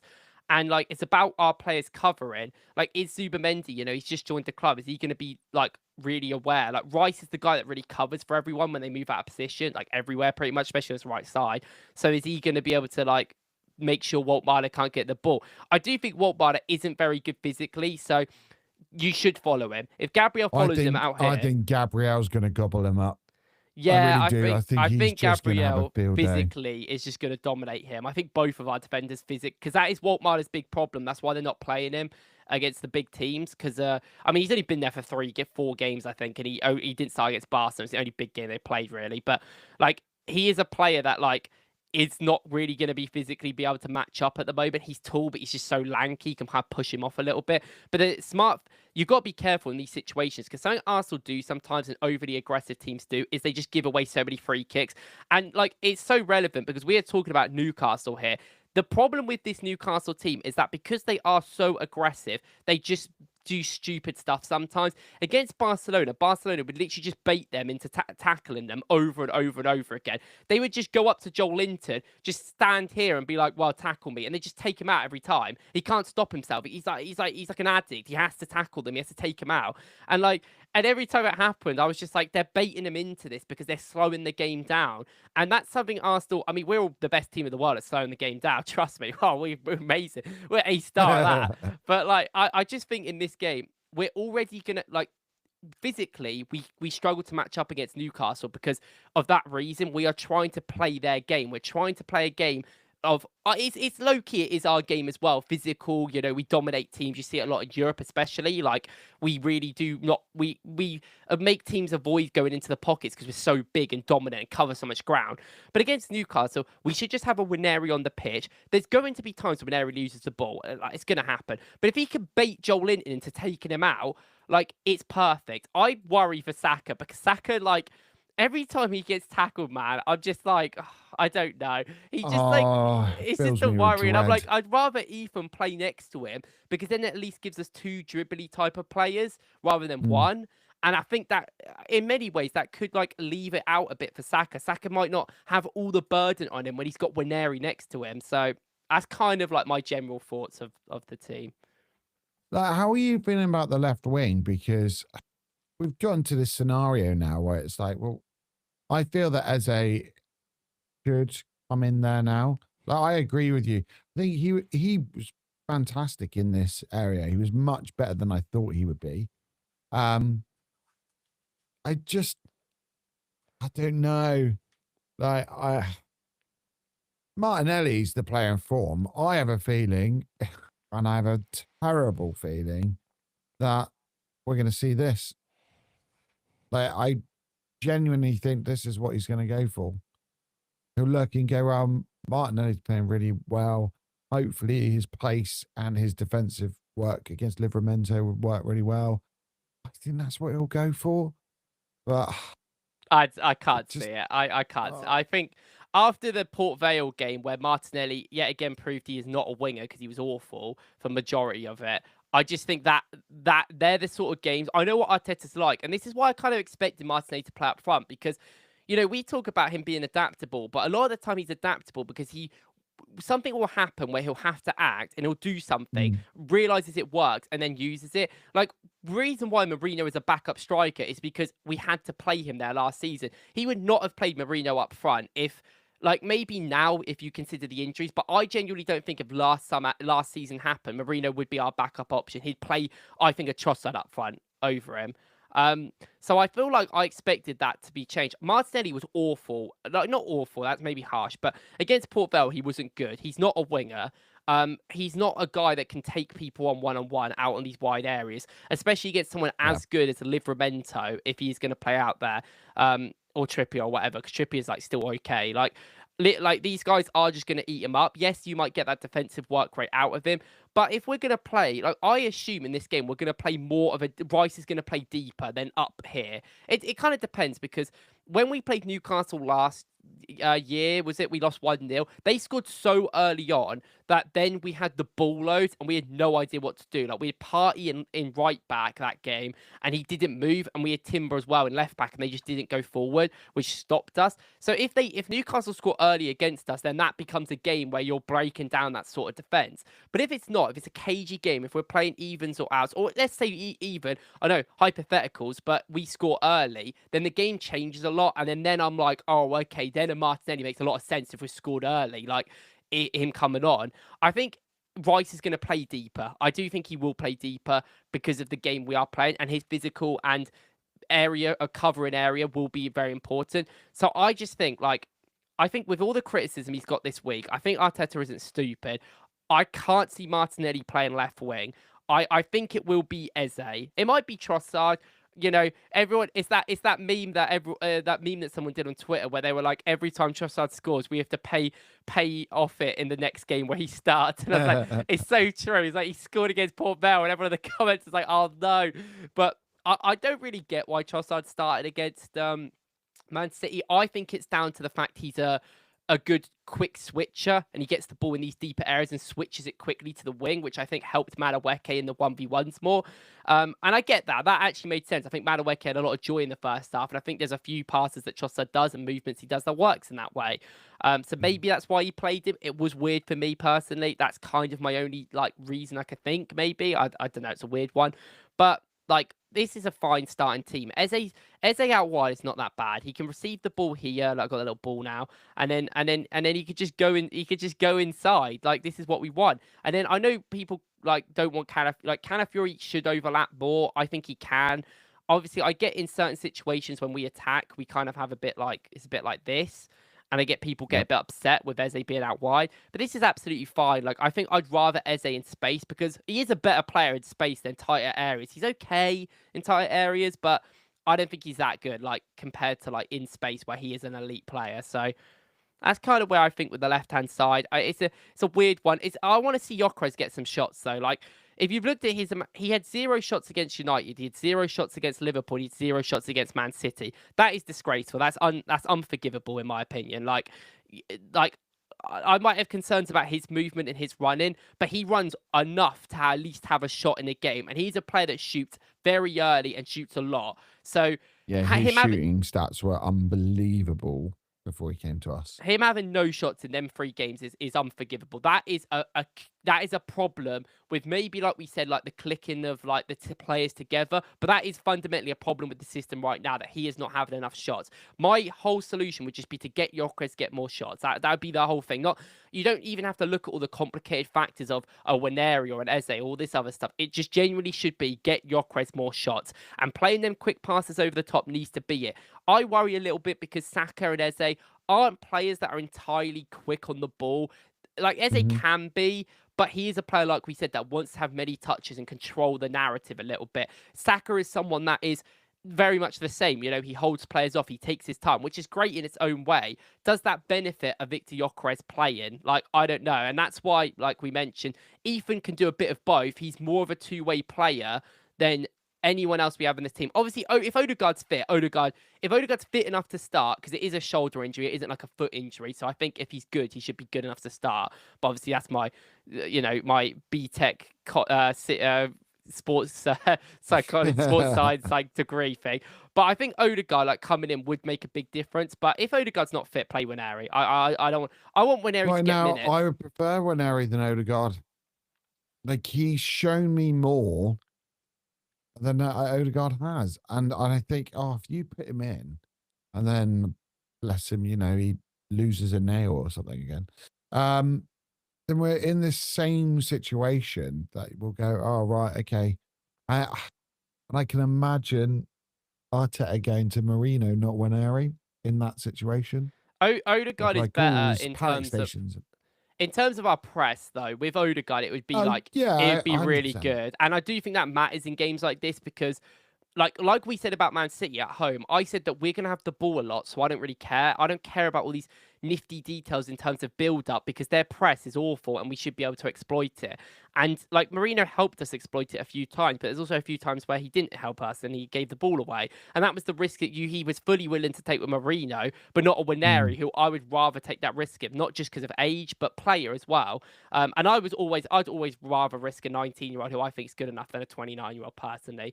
Cesc Fabregas coming out at me there. But I think in terms of Odegaard, like in this game, the press is going to be important. I think the possession will be 50-50, maybe 60-40 to Newcastle. But obviously that widely depends on the game. Like again, if we said if one team scores early, you can expect the possession to go down for that team for the next like half or 60 minutes. That is just how it works.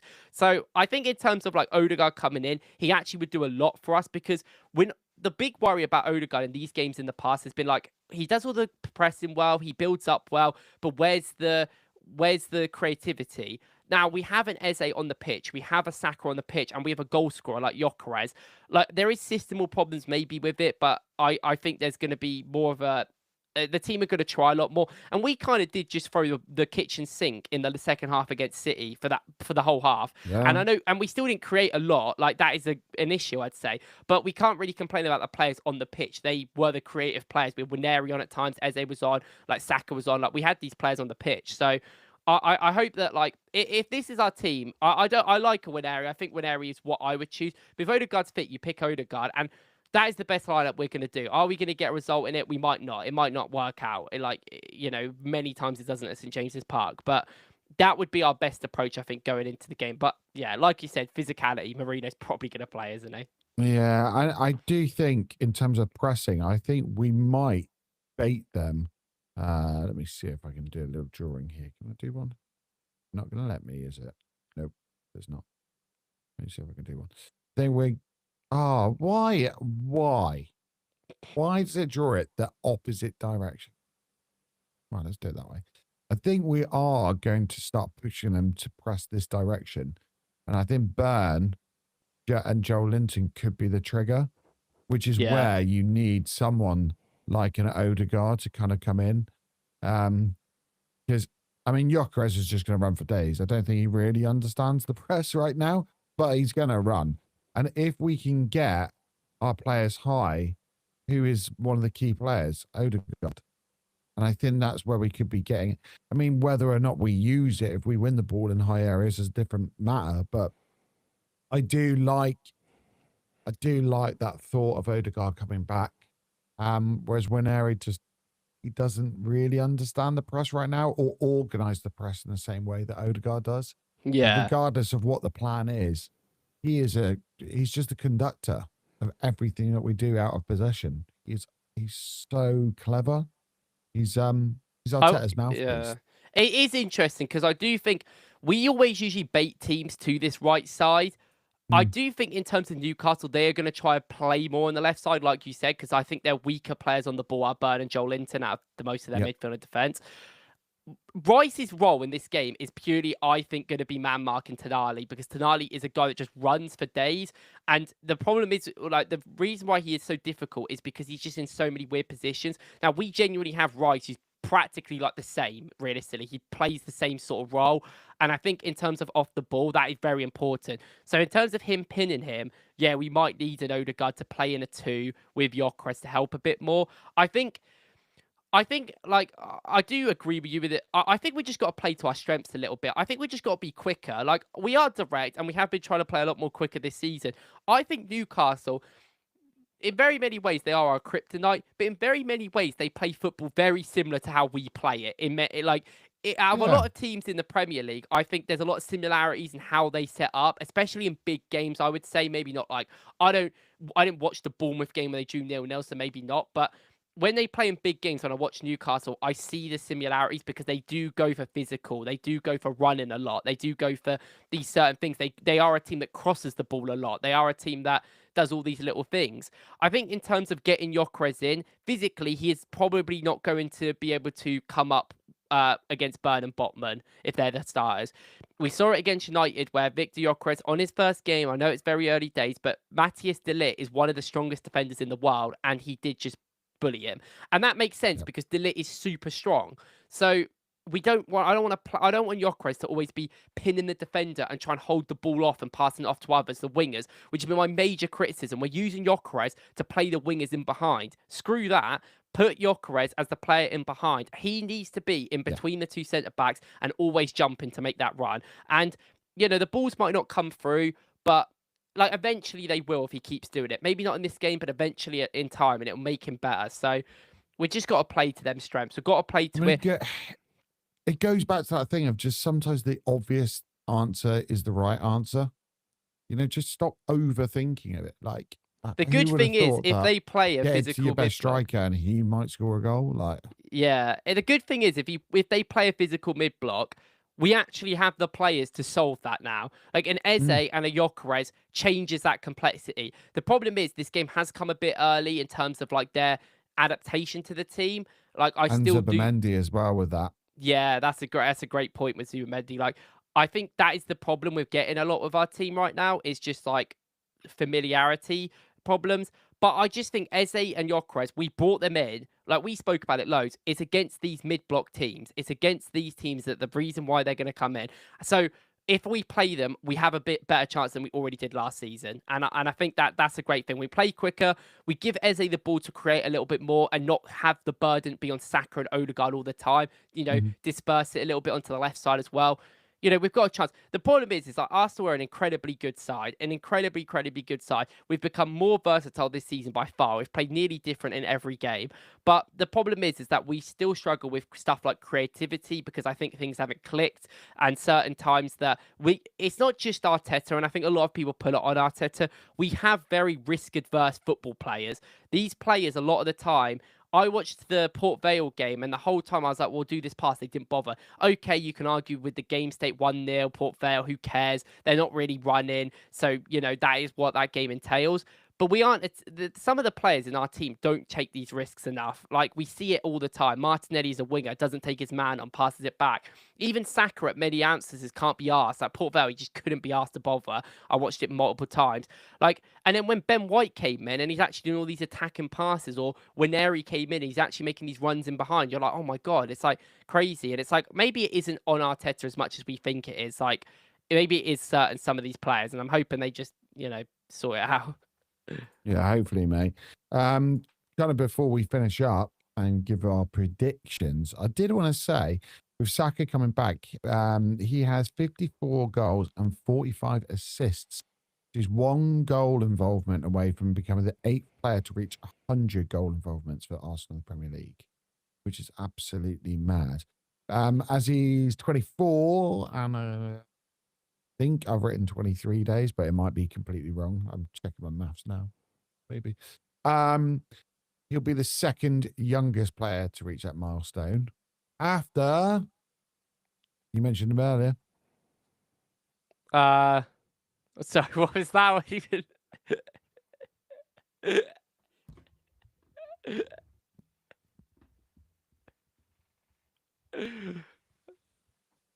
I'll repeat what I said. He'll be the 2nd youngest Arsenal player to get 100 goal involvements after... I don't know, Fabregas? Yay! It's only because you said I mentioned him earlier. I was like, I would not have got that. Oh, yeah, fair enough. He was 23 when he did it. I think the first time I watched Fabregas play, he would have been like 23, probably 22 or so, 21. He got his 100th goal involvement in the first game you watched, mate. Because when did Fabregas debut? Like 2006, 5?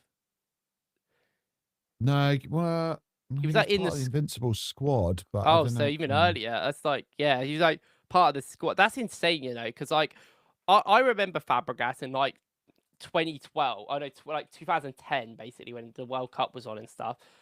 And like I don't know, how old is he now? 38. I know, it's just so weird. I think like this is the whole thing as well. Like I saw, we'll end it on Fabregas again because this is going to be a October 2003. That is crazy. I was 2 years old when that guy made his debut. Like that's insane. Like we'll do this every week. We'll end on Fabregas, a little tad bit about Fabregas, right?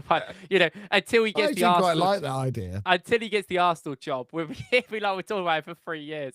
But mate, I would take it. I don't understand people that are saying no. I understand. This is the thing. You're like demographic, your like age group. I've seen so many people say that like about this whole Fabregas thing and being like, oh, they don't understand the pain, because from my age group, like I watched Arsenal when Fabregas left, and I was emotional. I was like 10 or 11 or whatever, so I do remember it. Like, but obviously, like I probably didn't care as much because I was so young. And like I like Fabregas. I think I like him as more of a person than I really remember the Arsenal days that much. But I get like a lot of older people feel really hurt by him leaving, especially because he was so like maybe trusted. He came in very young, and like Wenger gave him like the time to get better at Arsenal, which he wouldn't have got at Barca. Like he never would have. So I do think that's a fair. I think I actually made a short today for a company about Fabregas, and I do find it funny that like people talk about him being the next Arsenal manager, because the guy has only managed like, well, I guess Arteta never managed, but he's managed Como, and Como are really good, but Como also spent £200 million in the last 2 seasons, like since they got promoted, which is insane. But especially he is really in the league they're in. He's really flexible, and he likes younger players. So I know already a lot of Arsenal fans will be like, "Oh my god, we'll come in if you like start Max Dowman every week." Mate, I mean, for me personally, and I can only speak for me, him leaving was awful, but Arteta becoming like our linchpin, I'm going to do that, linchpin of midfield and our captain, that was far worse. And he's Arteta, I just never enjoyed him being an Arsenal captain.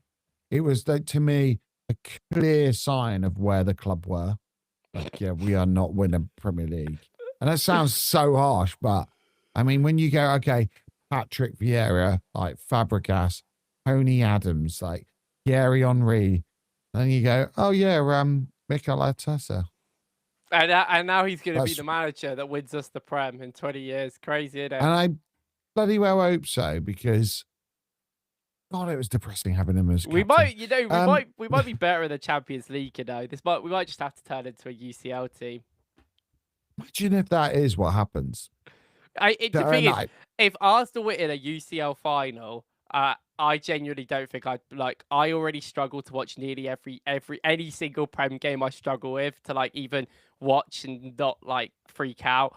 I don't think I would be able to walk for like 4 weeks before the Champions League. I genuinely I don't think I'd be able to survive. I don't think I'd be able to do it. I think I actually might die of anxiety. So I don't know. Maybe just win the trying to Prem. get a ticket for that game. I'm just thinking of that. Like, oh, Isn't it this year's one in like I don't know, it's in like Hungary or somewhere like that, or Bulgaria or somewhere it like is, that. isn't it?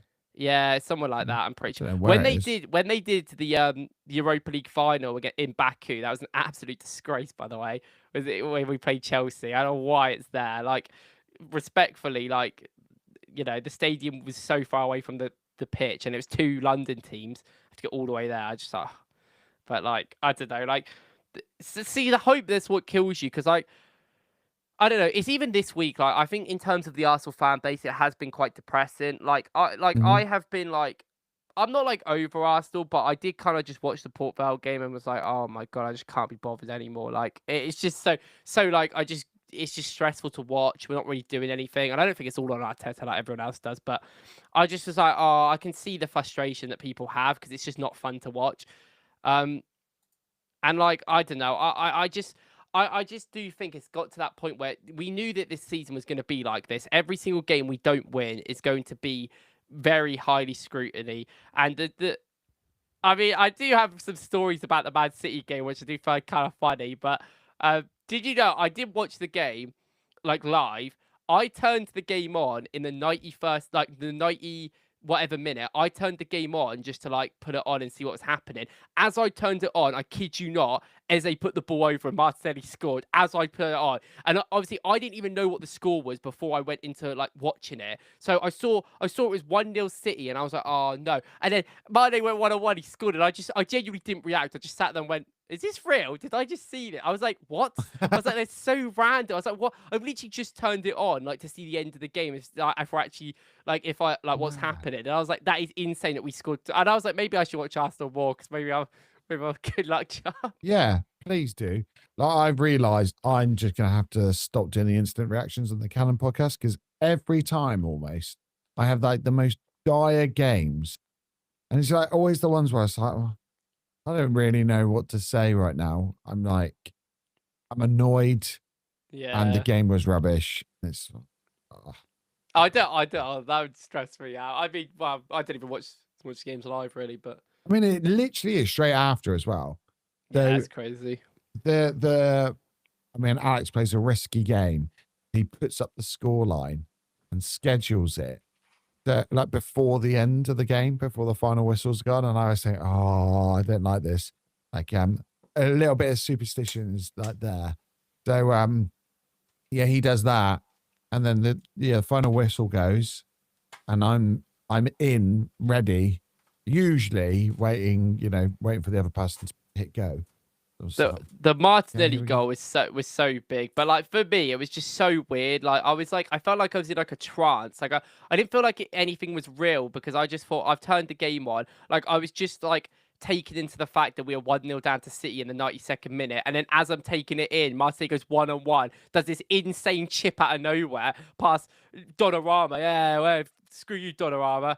I hate that guy. And then puts it into it. And I was like, wow, there's just so many things that just happened that I need to like process. And I didn't even think it was real until like after the offside, after they like given the goal. And then I was like, oh yeah, like this, we equalised. Yeah. And then before we end 5 minutes, what did you think about the celebration about Martinelli?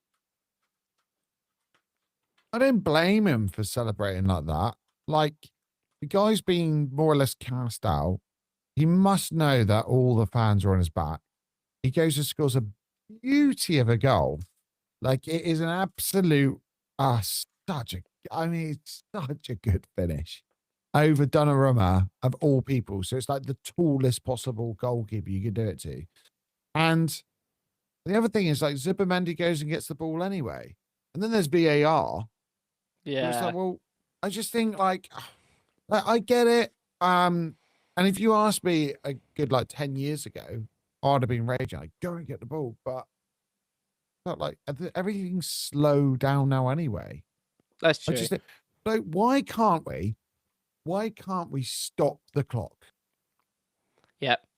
I don't know. Yeah, it would stop the bloody Just long throw-ins, wouldn't it? Get rid of injury time. Let's get rid of stop the clock. Injury time is pointless. Not to the extent like it shouldn't happen, but people waste time in normal time and then they get injury time, and then you waste time in injury time, there's no minutes added. Like, it's pointless. It's just an extra like 5 minutes to like mess around and not bother. Like, And it's never like the right amount either. Do you know what I just mean? do whatever they feel like. They're like, I mean, I was more annoyed about like the fact after the goal that we just were like, we messed up like the ball like 3 times, and I was like, but I did like, thing is, my perception of it is very warped. Like I said, I literally joined the game like 30 seconds before it happened, so I just didn't feel like, I was still processing the fact that we weren't winning. So I was kind of like, I don't really feel this way. Like, we should be beating City at home, in my opinion.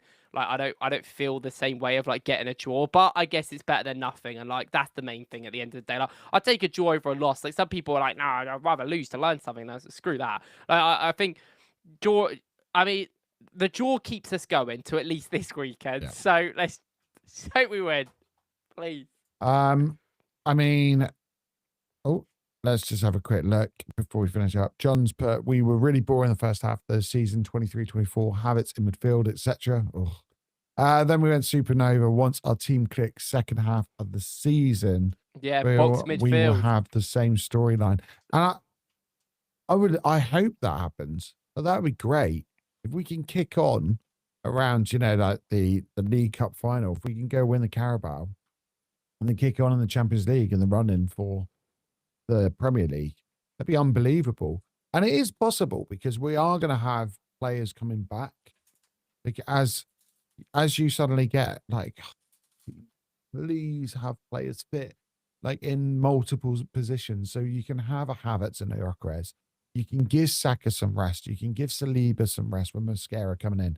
You know, Hincapié suddenly, like, oh, now we've got 3 left backs here, like, or left back options. Like, have some rotation, keep them fresh. Like, be amazing. It'll be so good. And like, Liverpool aren't going to win every game, like, ever. Like, I'm sure of it. Like, there will come at a point. I think a lot of teams will drop a lot of points this season. It's unfortunate for us that we've had such a hard start to fixtures, which does screw us over a bit. But you know, I do think a lot of it is just like, like comfortability. Like, we were 23-24. We were pretty bad the first 6 months, but we got results when we needed to. But the last 6 months, that was the best I've ever seen Arsenal. That box midfield with Jorginho and so great. And we just do what we wanted. We bullied teams like Newcastle. That was the only time we did that. Remember, we'd be like Sheffield 6-0, West Ham 6-0, like Burnley 5-0. Remember that? Every single game I was actually watching because I was like, we're just going to thrash these idiots. And we did. It was great. And like, we have broadly the same players in that team. And like, we play different, like, but we've adapted. And I think we can get to that point again. Like, it's all about just getting through this period. If we can win against Newcastle, and then we do have an easier schedule after Newcastle, I think, for a while. Like, okay, there's some harder Champo games in there. We've got like Atleti, we've got to play, who are awful in the league, but they did give Liverpool a good game. So we've got like a team like that, which is funny because I've seen a lot of people say like, oh, Atleti's mid block is they don't play a mid block anymore. They actually concede all the time. Like, they're actually not great defensively. So it's just one of them things that we just got to keep going. And like, it's a long season. We've got to keep ourselves around about in the right area. Like, a draw against Newcastle isn't the worst because but like, we're going to have to win some of these games against smaller teams, which I do think we're way more set up now to. So it's just all about that. Like, and that's the main thing. Okay, let's go predictions. So Newcastle, let's do a predicted score first. 1-0 Arsenal. I was going to say the same. I don't think it's going to be a high-scoring game, no matter what. I'm going to go 2-1. Score from a corner, 1-0. That's how we beat him. Yeah. genuinely do think that as well. And then just like win, lose, or draw. Okay, so Olympiacos Yeah, we win. win. Yeah, West Ham. screw you, Maracas. Well, West Ham might not have Potter. It might be a new. We might have to play a new It is a manager. home game. We might play a new manager for the second time this season. His first game. I think We they might do that all the time. Like it seems yeah, we like do. people go, "Oh, do you know what? We're going to sack him just before Arsenal."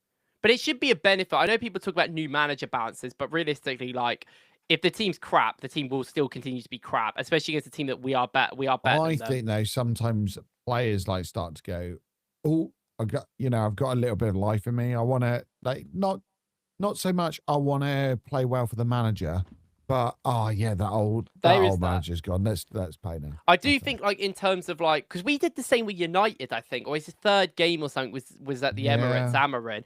But I think in the West Ham game. We talk about physical mid blocks. They beat us last year, like at the Emirates, and that's where we first spoke to each other, actually. So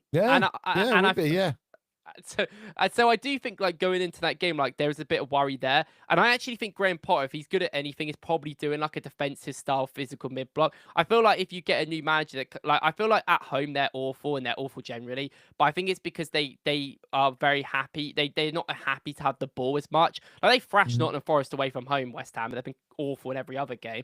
So like if they do sack Potter, also, I've tweeted about it 3 times. They are the worst defensive team at corners in the Europe. They are so bad. Oh, they are so bad. If you look at the corner goal list in the Premier League this season, every team in the top 5 has played West Ham other than us because they've all scored against them. Chelsea scored 3 corners against them in one game, in one half. So, like... That's the tactic, isn't it? Just try to get a ricochet off someone. Yeah, I've got some West Ham. I've got some West Ham friends, and they were like, "When you play us, Gabriel's going to score 6 goals." That's like, he genuinely might score 6 goals. Imagine that. You go. Oh, the odds are going to be real good on that. Then 2-1. So I think we'd beat West Ham. Little chat. So meanwhile, John has said, "I think we need 2 goals at Newcastle." I mean, possibly, but looking at the record over the last 5 games, only one of the games has been over 2.5 goals. Yeah, they don't score many at the moment. 3-2 to Arsenal, 1-0 to Arsenal, 2-0 Newcastle, 2-0 Newcastle. My God, what happened to my speech? 1-0 Newcastle as well. So it is always 1-0s, 2-0s. I reckon it's going to be a 2-1. I've changed my mind. I'm not getting the same as you. It is going to be 2. It's going to be so tight, isn't it? There's not going to be more than like 3 goals. So West Ham, I think we get a win against West Ham. I think we do it this time. And then Fulham away. That's after the international break. So that is quite a way away. Why we got to play all these teams now? Can we just play them like later? I mean, I guess it's better to get them over now because then December when there's a game every like 3 days, it's like... So I guess it is better. It's just, but Marco Silva is a really, really, really competent manager. He's really good. I think problem, isn't he? He's the problem. I don't really look at Fulham's players and go, "Oh, I'm worried." I just look at the manager and go, "He's pretty good." But Fulham also haven't been brilliant this season, I think. I don't know. Fulham are a tough team. Take a draw there. We should beat Fulham. Like, I look at Newcastle away and I go, okay, I can see why Newcastle will cause us problems. Like, they are a team that are in the Champions League, elite team. Fulham aren't, and they always cause us problems. Like, Palace at the moment are a team that are causing everyone problems, and I expect that. Glasner is doing an incredible job. The players that he has developed there are incredible. You look at Palace's 11 now and you go, that's a solid team. That's a team that causes you problems. They're the FA Cup winners for a reason. Makes sense. But I look at Fulham and I just go, they got some okay players. No one really rates their players highly, but they just do a job. And Marco Silva's a great manager. Like, I don't know. We've got to win that game. Like, Fulham. Like, if it was Palace away, I'd be like, okay, I'd bit more of a draw. But Fulham, I feel like we'll go win. We got Atletico Madrid. Yeah, easy dub. They suck. They've won 2 league games this season, and they won one on the weekend because one guy called Julian Alvarez decided to go and score an insane hat-trick and scored a last-minute winner without him. Oh, mate, there's a replacement for Jesus there. Jesus gets it. They spent 70 mil on him. It's like no one's ever getting him. That's all right, mate. We just go, you know what? He's stuck there Everything forever. depreciates. and we just say, look, Big Berta's back. But Okay, you want sometimes you Julian. But sometimes you've got to respect the universe, and Atleti do always have a good South American striker there, They do. And yeah, my boy Diego Forlan was there for a very long time, and he was an absolute go. I had to Of mention him. all That's the the only reason. Why, pros. the only reason why I Of mentioned all him. the- Yeah, it's kind of care about Aguero. Why do we or do this podcast Falcao. together? I don't care about Genuinely. Aguero and Falcao. Boo, but Forlan. That's what In a minute, you're going to be going, and Diego Costa. Oh. Yeah. No, he was like, okay. Then, I mean, we got Crystal Palace. I think it's at home, and that is going to be a hard game. Oh, okay, it's at home. Wharton as well. Oh, please, Palace tomorrow, by the way. But yeah, yeah, true.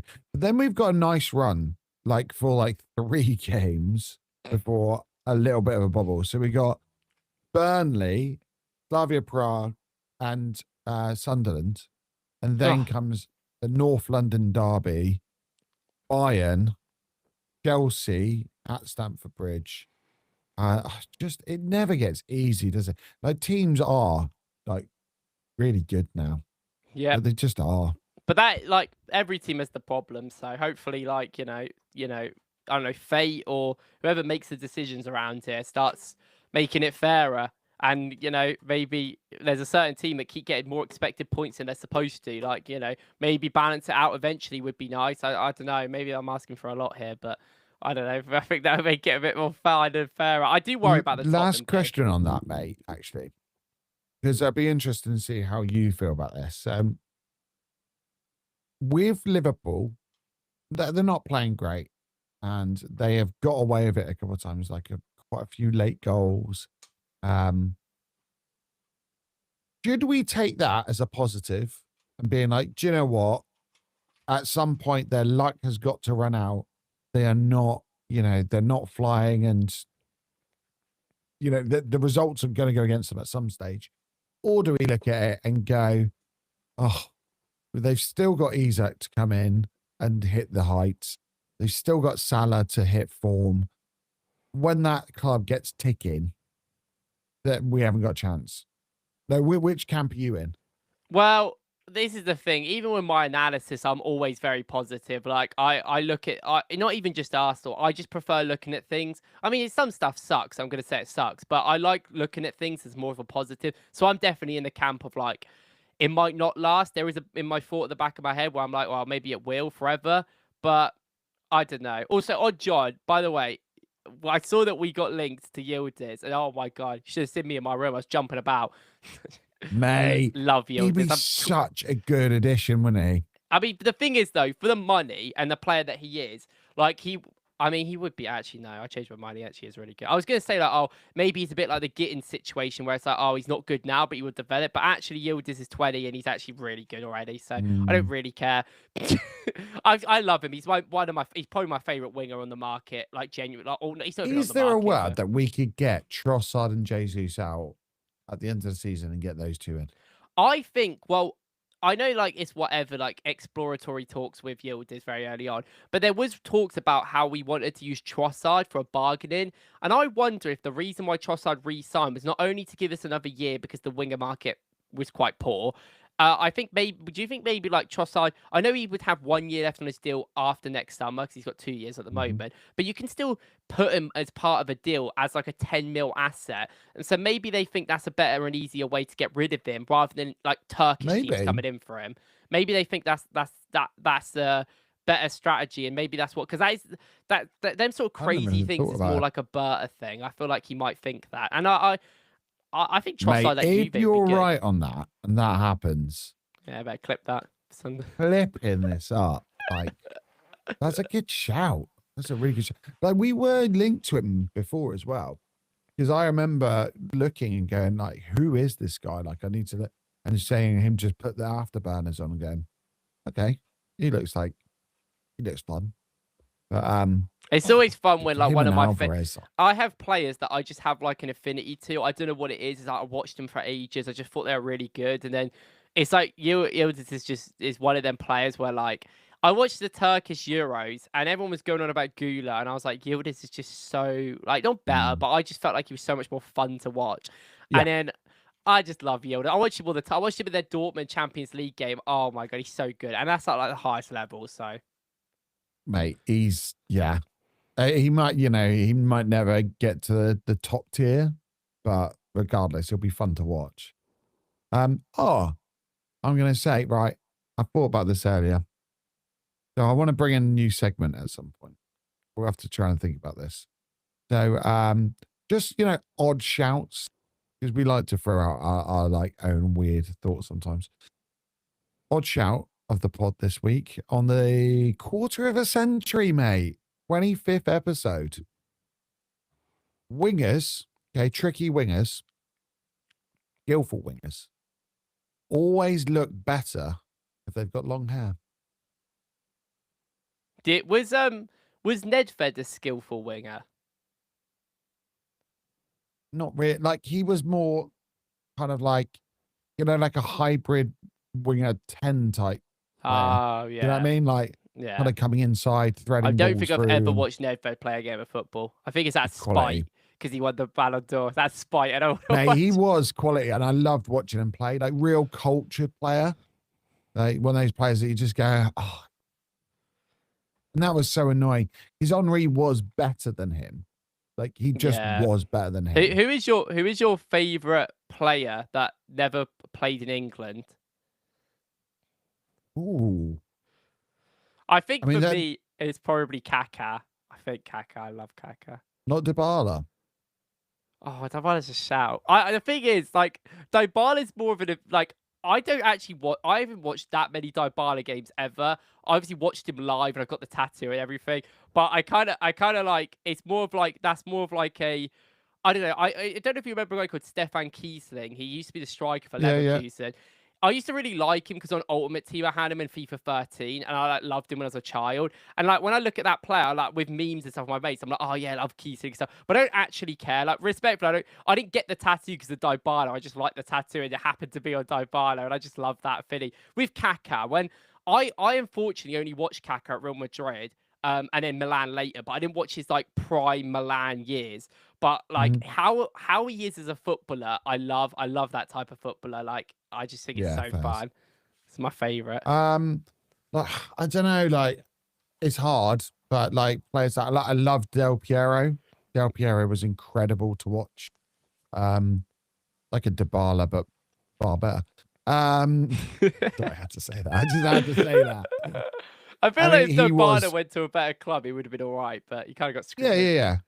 No, Del Piero was incredible to watch. There's something about Serie A players. There's something about like it's just Adriano. I saw Adriano live when he was in his prime. Like he's one of those players, just a force of nature, just horrible to play against. Just 6. Yeah, Adriano. yeah. Martinelli's half Italian, apparently, John's saying. Yeah, he is. Yeah, I mean, his name is Martinelli. That's not a Brazilian name at all. Yeah. I mean, and to be fair, the best player I've ever seen live, R9, he is, and I will argue this, like, tooth and nail with anyone, he is the best, like, peak player ever. Like, he just is.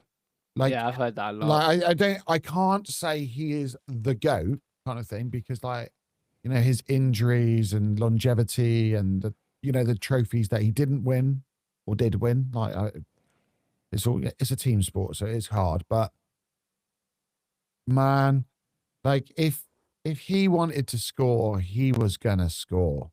Like, and anyone that puts together a best ever 11 and doesn't put him in, like, I just don't understand it. And then I go like, okay, like Maradona, is he the GOAT? I don't know. Well, like, I go back and forth and I'm like, oh, maybe it's Messi. He did all them drugs, so I don't count it anymore, unfortunately, in my eyes. What is real, what's not? I don't know. So Max Naumann has Kaká vibes. See, John's right. That's so true. He actually does have Kaká vibes. He actually kind of does. Yeah. Good shout, John. He's a bit like I don't know, a bit quicker. I feel than Kaká. I think Kaká was a bit more of like. I think he's probably got a higher level higher I think he might be ceiling than better. Kaká. Well, I think if you put Oh, yeah. current Kaká versus current Max Tauber, Yeah, I yeah, think fair. Max Tauber might be better. I don't know. I've seen Kaká on some five-a-side comps and been like, holy moly, that guy still got it. Like It's 'cause lashing it's it that top bins with technical left foot. ability. If you've got that, it's never gonna leave you. Yeah, It's just so yeah. good. No, like there's so many players. We should do, you know what? At some point, maybe during the international break, we should do like an 11 each of our favorite players, like non-Arsenal favorite players. That'd be quite a good one. Diego Forlan. I can't imagine who my Mate, I'm favorite gonna hate player- your team. I'm My- gonna hate Yeah, it. well, it's gonna be random because it's gonna be like for you, it'll be like random 2014 footballer who you just like, who cares? And I'm like, I love this guy when I was a child. Yeah, but that's quite cool. And I'm gonna be saying players. Yeah, I've never heard that player. Yeah, it's gonna I'll be like like Clarence Seedorf, and you'll be like, who? Oh, I know who Seedorf is. I never watched him though. I've probably never watched like many of the players that you think about. Like, mate, just when we finish up tonight, go on YouTube. You know where we both live. Just so everyone knows, we live on this platform. I definitely Go do on way too much. YouTube, put in Clarence Seedorf highlights, and just look at some of in the Milan derbies and stuff. Some of the goals he scores are just out of this world. I can't Unbelievable. imagine who the best player I've seen live is, but I like because I worked at Norwich for a year, it is a little bit of like a stat pad because I watched every Prem team for like half a game. Like I've seen Rodri, I've seen Aguero, I've seen like Aubameyang, I've seen Mane, I've seen Salah, but like it's like I didn't really watch them. I was just there, so it's like I don't know. I do remember Aguero like vividly. Aguero might have to be. I got too many attackers in my team. I three, I mean, two at the back. We'll do a bench. We'll do a bench as well. Like it'll be fine. Yeah, we'll do a little bench. But yeah, I look and I don't get to go to live games much anymore. But yeah, some of the players like Thierry Henry, like every time I saw him, he was just unbelievable. And there's players that I've seen and I've gone, oh, are you that good? Like I thought you were that good when I saw you on TV, like playing abroad and stuff. And I saw you and I'm like, like Well, do you Zlatan think I saw. The Zlatan first was time I ever good. saw Henry play properly was when he came on loan in 2012. I actually watched him a bit for the MLS. As a kid, I used to watch the MLS all the time. I don't know why.